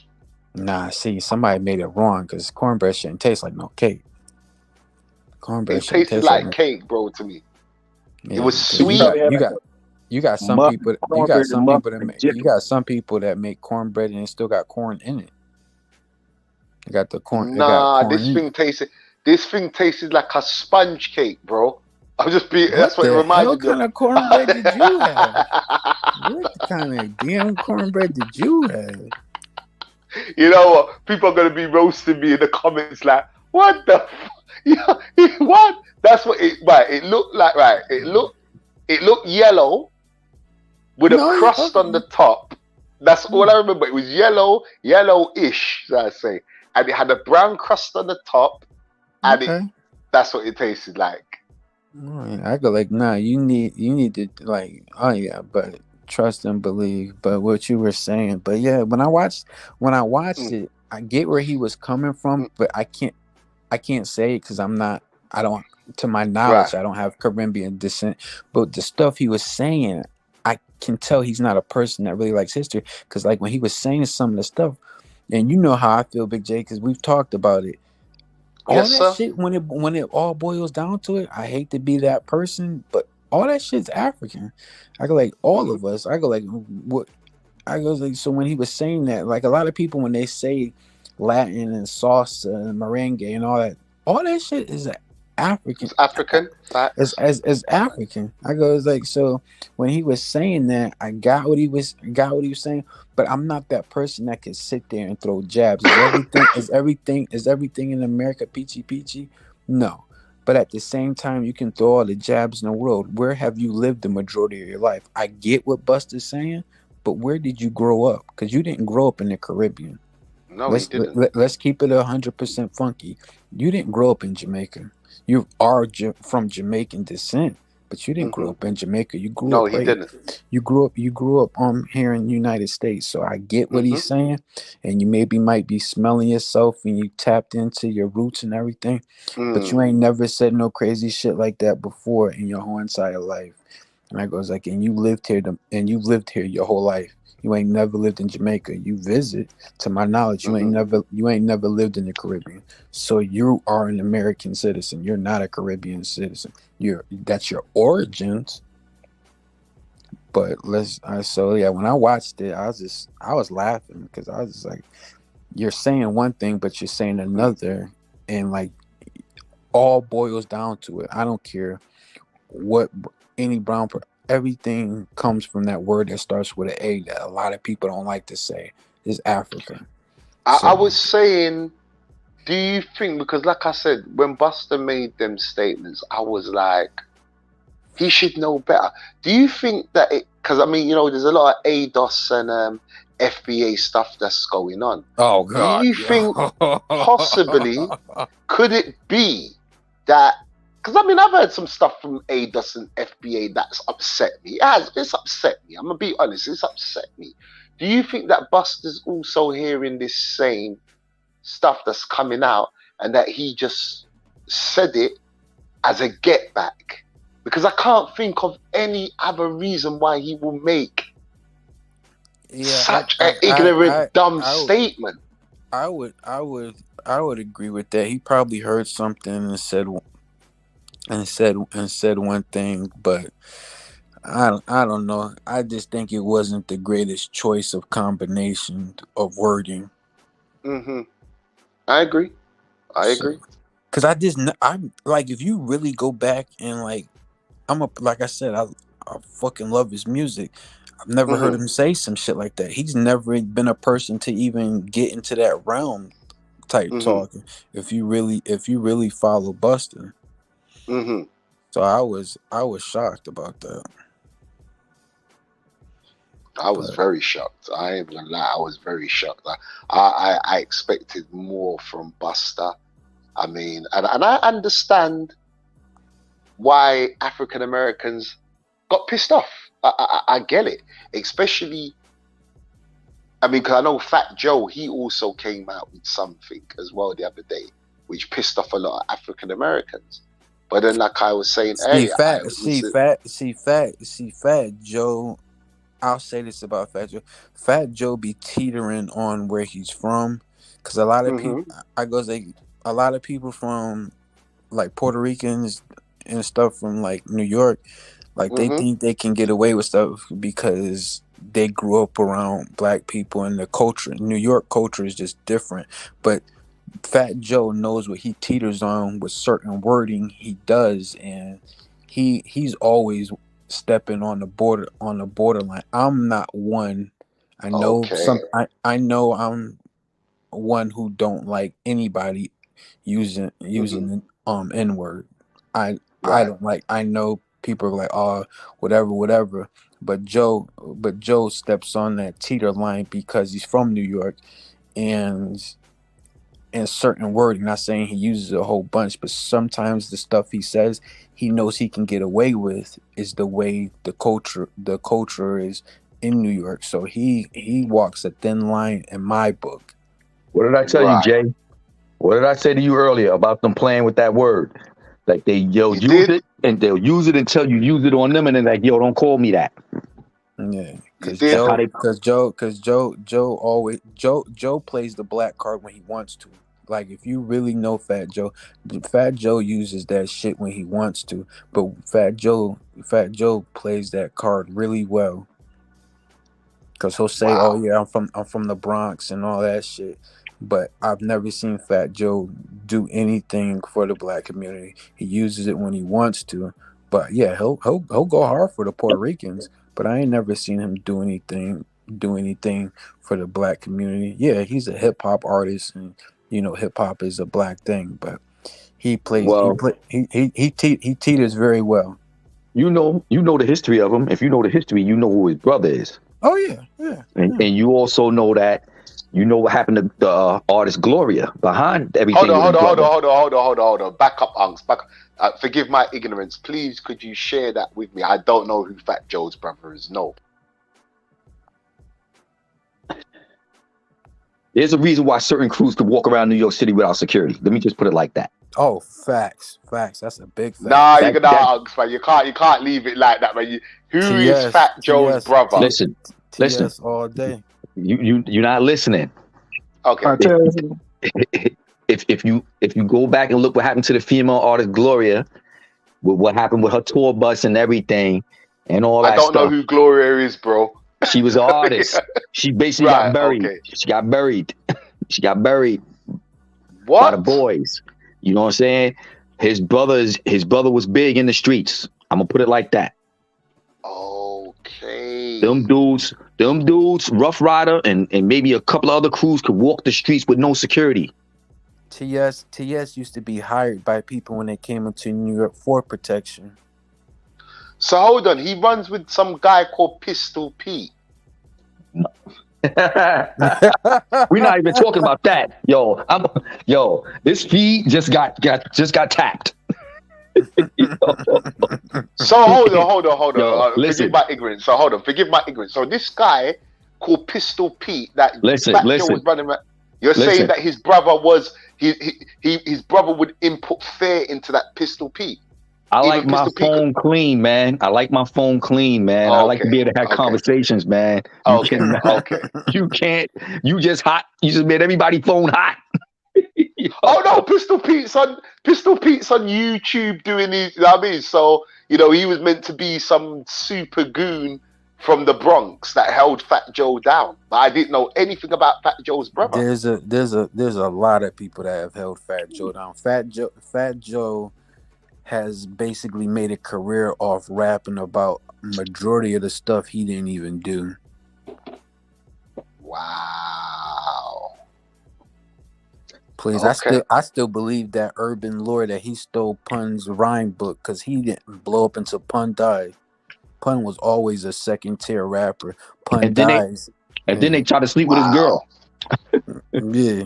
Because my whole thing is about Fat Joe where he leaves a bad taste in my mouth is, so your best friend supposedly died. He dies, but then his family goes poor.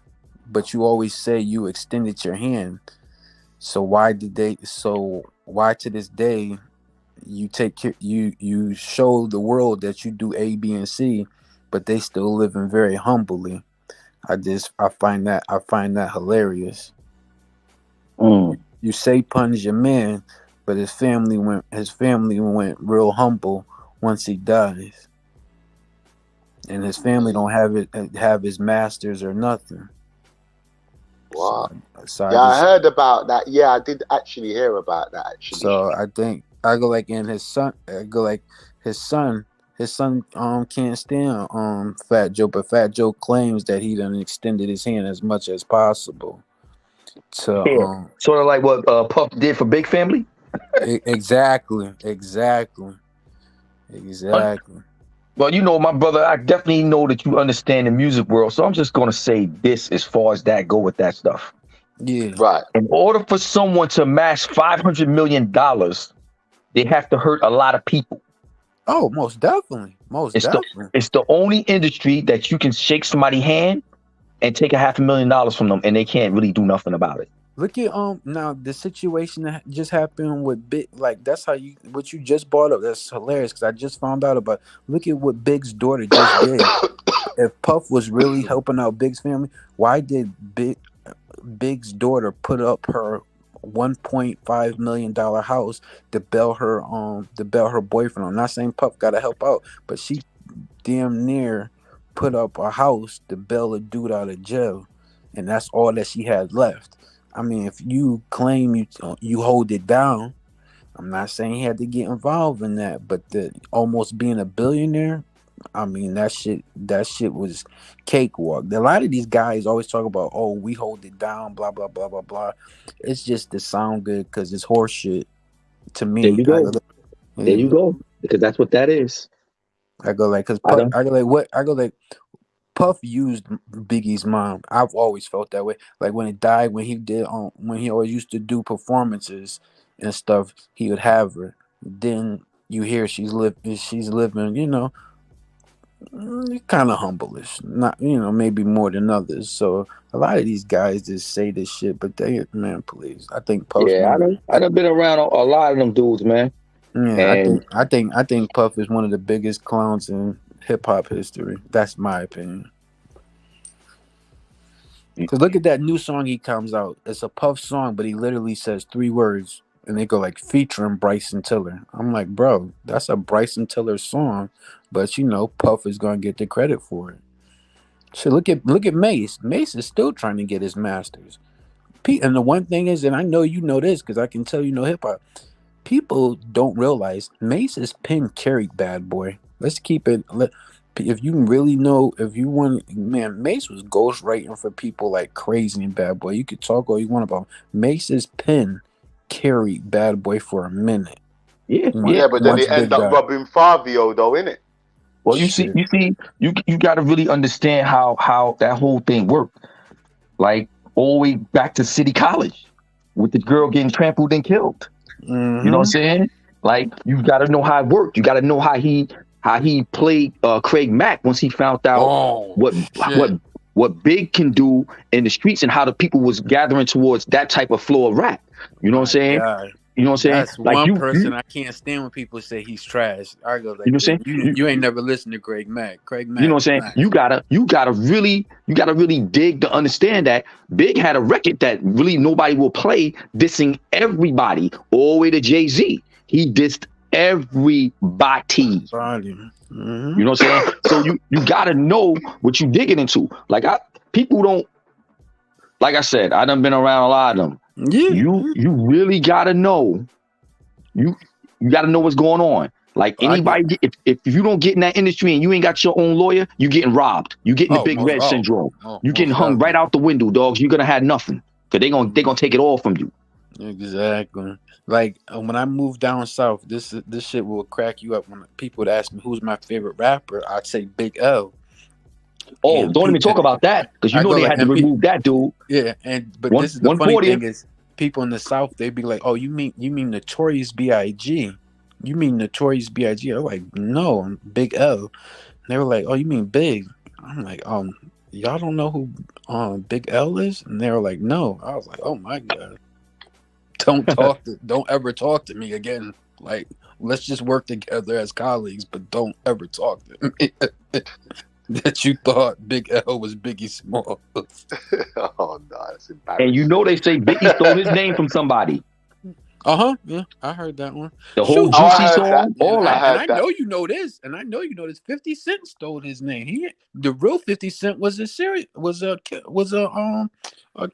The real 50 Cent was a killer. Shit, Ross stole his name. I go like, but you notice Rick Ross won't say shit to the real Rick Ross because the real Rick Ross says sit down and let's squash this because the real Rick Ross would murk his ass. Well, you know Highway Ricky not playing those games. Yeah. Right. Oh yeah, Ross, because Ross ain't gonna say that shit to his face. Ross will say some shit. I've watched so many interviews. He'll say some shit on the mic on the interview, but he won't sit down with that man because that man said and wanted to sit down with him since he got out of jail. Ross won't sit down with him because Ross is a clown himself. Like when they said industry plants, look when you really man, Rick Ross ain't about 90.9% of the shit he talking about. He's a He ain't. CEO. Yeah, The CEO. he ain't never done half the shit he did. Yeah, he was the CEO. Yeah. And then people go like, "Oh, he was just in there to do work or whatever." Man, shut the hell up. And he ain't paying no people down in Mississippi. No. Once Get again, out my of here. brother, to amass the money, you have to hurt many. Many have to get hurt for you to look big. And that's going to always be the problem with us because it's always going to be a pedestal thing. It's never drag somebody with you. It's not let the other man climb up. It's cut the branch once you get on a tree. Facts. Oh yeah, but like I said earlier, when it all boils down to what Busta said, it's the word that starts with an A that nobody likes to say, and I wish I'd copyright that because I've always said that nobody like to say the word Africa. I don't care what it all boils down to. It's everything. I don't care if you white, whatever. The Eve gene is a real thing. We all derive from a melanin woman. It's literally and mostly all this stuff, scientists and everything. I go like everything. The first remains you've ever found of a human was in Africa. Everything's in Africa. The book that everybody loves, that the never says the word Africa. Where's everything in the Bible take place? If you believe in that, I don't. But if you do. Everything is in Africa. They make up words to gloss over it. How can the Middle East? I told somebody that and they called me crazy. Middle East isn't a real thing. It was a term made up so they wouldn't say Africa. How can there be a Middle East and there's no Middle West? There's no Middle North. It was a word made up so they wouldn't say the word Africa. Like I goes like Egypt. Egypt's in fucking Africa. I goes like everything. Yeah. Yeah, nobody wants to And you know believe that that one. Egypt's not even called Egypt; it's actually called Kemet, which Kemet. translates into black land. Yeah, I just said some shit to my somebody really close to me, and they don't talk to me anymore. This shit just went down, and I was just being a clown because I'm a big history buff. I was like, because they said amen, like when we were about to eat, and I was just like, that ain't what you think it is. And they were like, what do you mean? I goes like, amen. I goes like, you're praying to the sun god Amen-Ra. That's what that is. And they were like, they go like, what are you talking about? Like, amen. I was like, it's the sun god Amen-Ra. They were like, oh my God, you're so disrespectful. I was like, say it again. Amen. It's true. Amen-Ra. Amen-Ra. Yeah, what they did was they you know cut it who off. Amen-Ra was? You know who Amen-Ra was? He's the sun god. He's the Was Egyptian sun god. He's There the you go, Egyptian the son of God. Yeah, and I mean, Jesus over was the something son of God. over something that small, they deleted me. They blocked me on social media. Everything over something that small. I'm like, wow. Yeah, man, you rattled some cages, bro. I'm gonna tell you straight up and down. Yo, listen, I go through it on the job all the time, man. You know, there's a chick from the Bronx. She'd be like, yo, I'm Italian. You know how us Bronx Italian girls is this and that. I said, so I started laughing, right? I said, Bronx Italian girl. I said, yeah. I said, really? I said, you know your history? She said, yeah. I said, so you know who Hannibal is, right? And she like, what? She said, what? I said, do you know who Hannibal is? And she says, I don't know what you're talking about. I said, I guess you don't know why your hair is curly then either. Yeah. And Yo, that's one person that's a beautiful thing you just said. That is one thing. If I had some power, I am so sick of the History Channel when they represent Hannibal Barca. They always have a white dude play Hannibal Barca. There is literally when they mention him in textbooks because when they feared, how do you get a white guy when they what did they say? They said he had an olive skin and all the terms of Hannibal Barca. I was like, where do you get a white dude from? Well, all the things that they that they had records they have of Hannibal Barca. His name is Hannibal Barca. His father was, I mean, like it pisses me off when they do that shit. Yeah, But hell yeah, but you're you- absolutely right. Yeah. they, Hannibal they get Barca is a deep ancestor for any Italian. they get mad when you say that. Be like, yo, I know one of your greats is dark skin. They don't want to talk no more. And I was like, yeah, I know y'all don't want to talk no more because you like to try to hide. You like to hide it. You know what I'm saying? Please. But you, I go say, and then the one thing that's coming out more and more from historical texts, and it's blowing my mind that nobody's talking about it.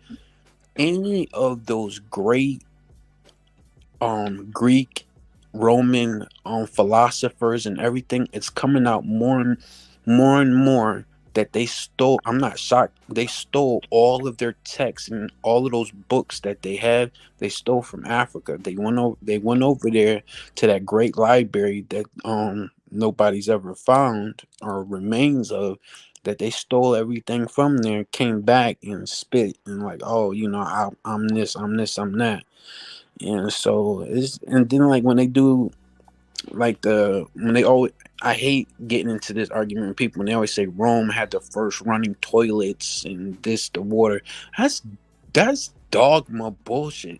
There's literally no text that, yeah, once again, the word that starts with an A that nobody likes to say had all of that shit.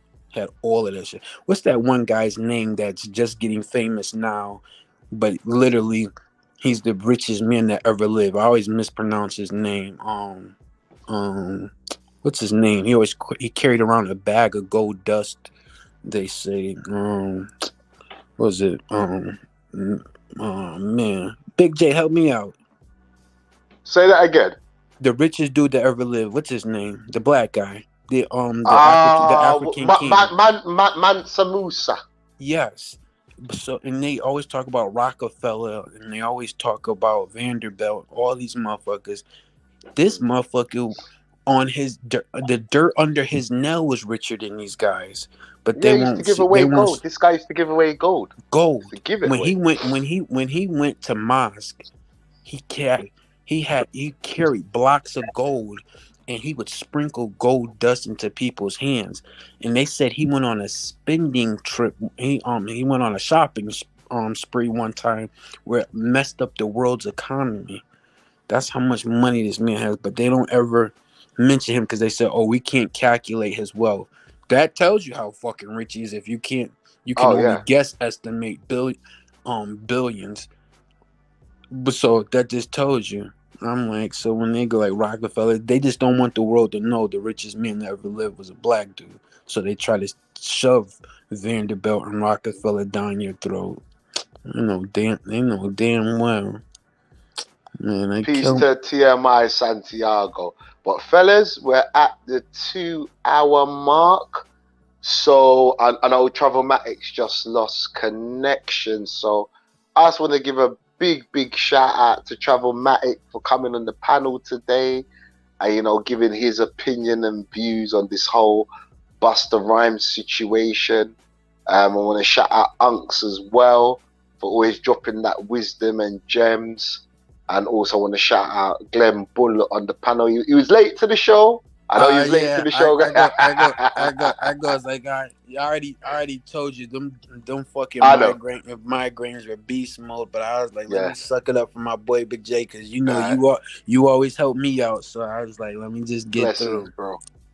But I just want to say, so I'm gonna end out. Oh, sorry. Go again. Let me say something real quick. I definitely want to get on another panel with you on that history stuff. We got to do that. We got to do that. Sure. We got to do that history panel. You know what I'm saying? Oh, let's do that. Definitely. That's what the youth is missing. They don't understand what they messing up. They got to learn what they messing up. They got to learn how hard it was for them to even get that little bit of freedom that they got. Let's do that. So, my last question on this whole Busta Rhymes thing, and I'm gonna go with you first, Unks. We all know Busta Rhymes is something stupid. What can he do to rectify this situation? Should he rectify this situation? Should he stand on his square of ignorance? Personal opinion, he's going to stand on the ignorance. Right. If he doesn't have a record or something coming out that's going to make him money where he needs to back up, he's going to stand on the ignorance. And right now, the money is flowing through the Latin community. So he's not going to apologize. No, he's standing on that. He's standing on that. Fair enough. Glenn, should Busta apologize? Or do you think he should stand in his ignorance? Do you reckon he can actually rectify what he said? I agree with Unc said. He's not going to apologize because, like Unc said, the whole Latin community, I go like, shit, the biggest artist in the world is what, Bad Bunny? So I goes like, so yeah, he probably kind of knew what he was doing, but he gonna stand on it. I goes like, cause he's the type of personality he has, he ain't gonna apologize for it. Was it crazy what he said? Yeah, but he ain't gonna apologize. So I agree with Unc took the word right out of my mouth. So I just gonna go with that. But I agree, he ain't gonna apologize about it. He's not. And you see what Bad Bunny just did in Yankee Stadium, right? No. Yes. I didn't want to see what Bad Bunny done. I didn't. Oh, actually.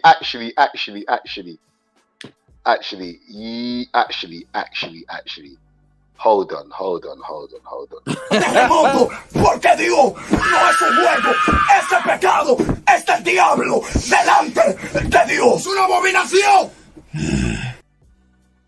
Yep, we saw what Bad Bunny done. Yeah. Oh, hell yeah. But you know what? Was that? I don't know. Because some of these dudes, it's like they'll do it. Anyway. Nah, we ain't doing that one. We ain't doing that because I can tell you right now, I can lay some stuff out about that whole thing with those people. No, we're not doing that one. Well, you know what? I think we need to. We need to do a show on Spooky. We need to do a show on Spooky. Before we go into the whole history thing, we need to do a show on this spooky shit that's going on. This whole agenda thing that's going on, bro. There you go. And you know what I will say one thing about that Bad Bunny thing? Go ahead. Those mothers in that audience that brought their kids to that show, they should be sad right now. Wow. I agree. I cannot disagree. I mean, grown people are gonna do what grown people, but I don't want it pushed in my face. I will pop something in my fucking body when you spooky, because I'll definitely be in here early for that, because the shit I've been seeing lately when I've been stepping out, like, we don't even have to go into. All I have to say is, if I knew anybody that I fucks with some damn hoochie daddy shorts on, they getting kicked in the head like I'm Jean-Claude Van Damme reincarnated. I see any motherfucker I know personally with them shits on, they getting kicked in the heads, full split, full fat boy split in the air. Yo, Glenn, you down in the A? Nah, I'm in North Carolina. Okay, you in NC? Yeah. I was in line at the grocery store. I was ashamed of this guy.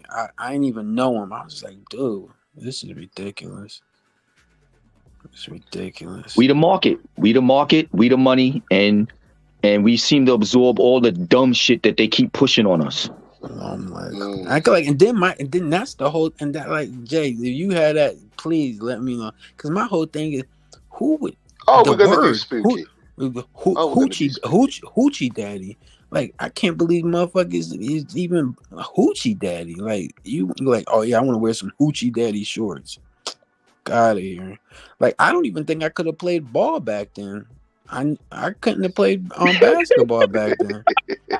I couldn't have played ball back then. There ain't no way I'm wearing my boxers while I'm playing basketball. There's no fuck. I love Julius Erving, Pistol Pete Maravich, all of them motherfuckers, but there ain't no way I could have worn them shorts. No. I'm sorry. On that note, fellas, we are gonna close out the show. So, any last words, Unks, before you go? No, sir. You got the last words. Okay, well, peace, manners, and respect to you, family. Thank you, sir, and same to you. Speak to you Peace. soon. Stay out that damn Peace. gym. I will,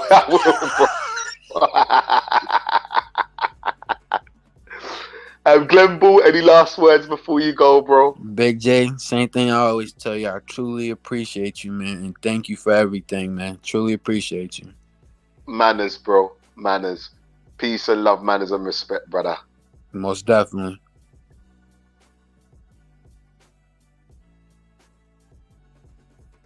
All right, people. Okay, people. Okay. Okay. Thank you for joining us. Yeah, you've just joined the show, or should I better say, you joined us for a great show today. And you know, it was on the whole Busta Rhymes thing. You know, America has no culture, which I strongly disagreed with. I have a lot of respect for Busta Rhymes. I think Busta Rhymes should just go back and apologize for what he said and what he done, and maybe he needs to think about what he really and truly said, because I really think that it made no sense.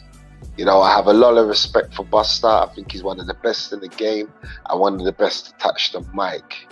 Pause.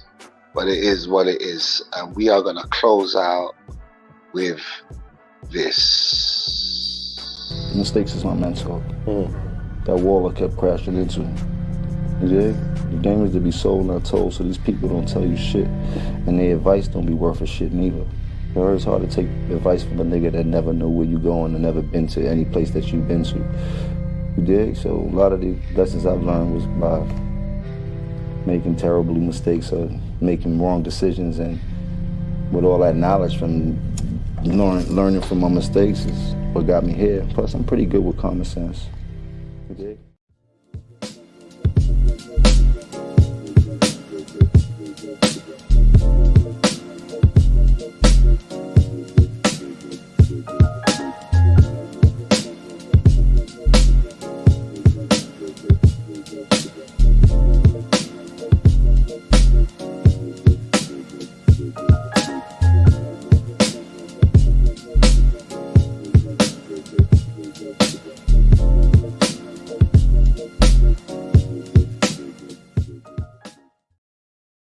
So yeah, again, I want to give a big shout out to Unks in the building. I want to give a big shout out to Travelmatic, and I want to give a big shout out to Glenn Bull. I really appreciate you three brothers coming onto the panel and chopping this up today. Those of you who are still awake, please go and head over to Brown Liquor Baron's channel. I'm going over there right now, because, you know, I'm up, you know, it's stupid o'clock in the UK. So I'm going to go over there right now. And my brother sent me the link. So we're going to see what Brown Liquor Baron's talking about. Yet again, please go to Brown Liquor Baron's channel and check out what he's talking about. He keeps it real and raw. Peace and love, manners and respect to all of you. Love.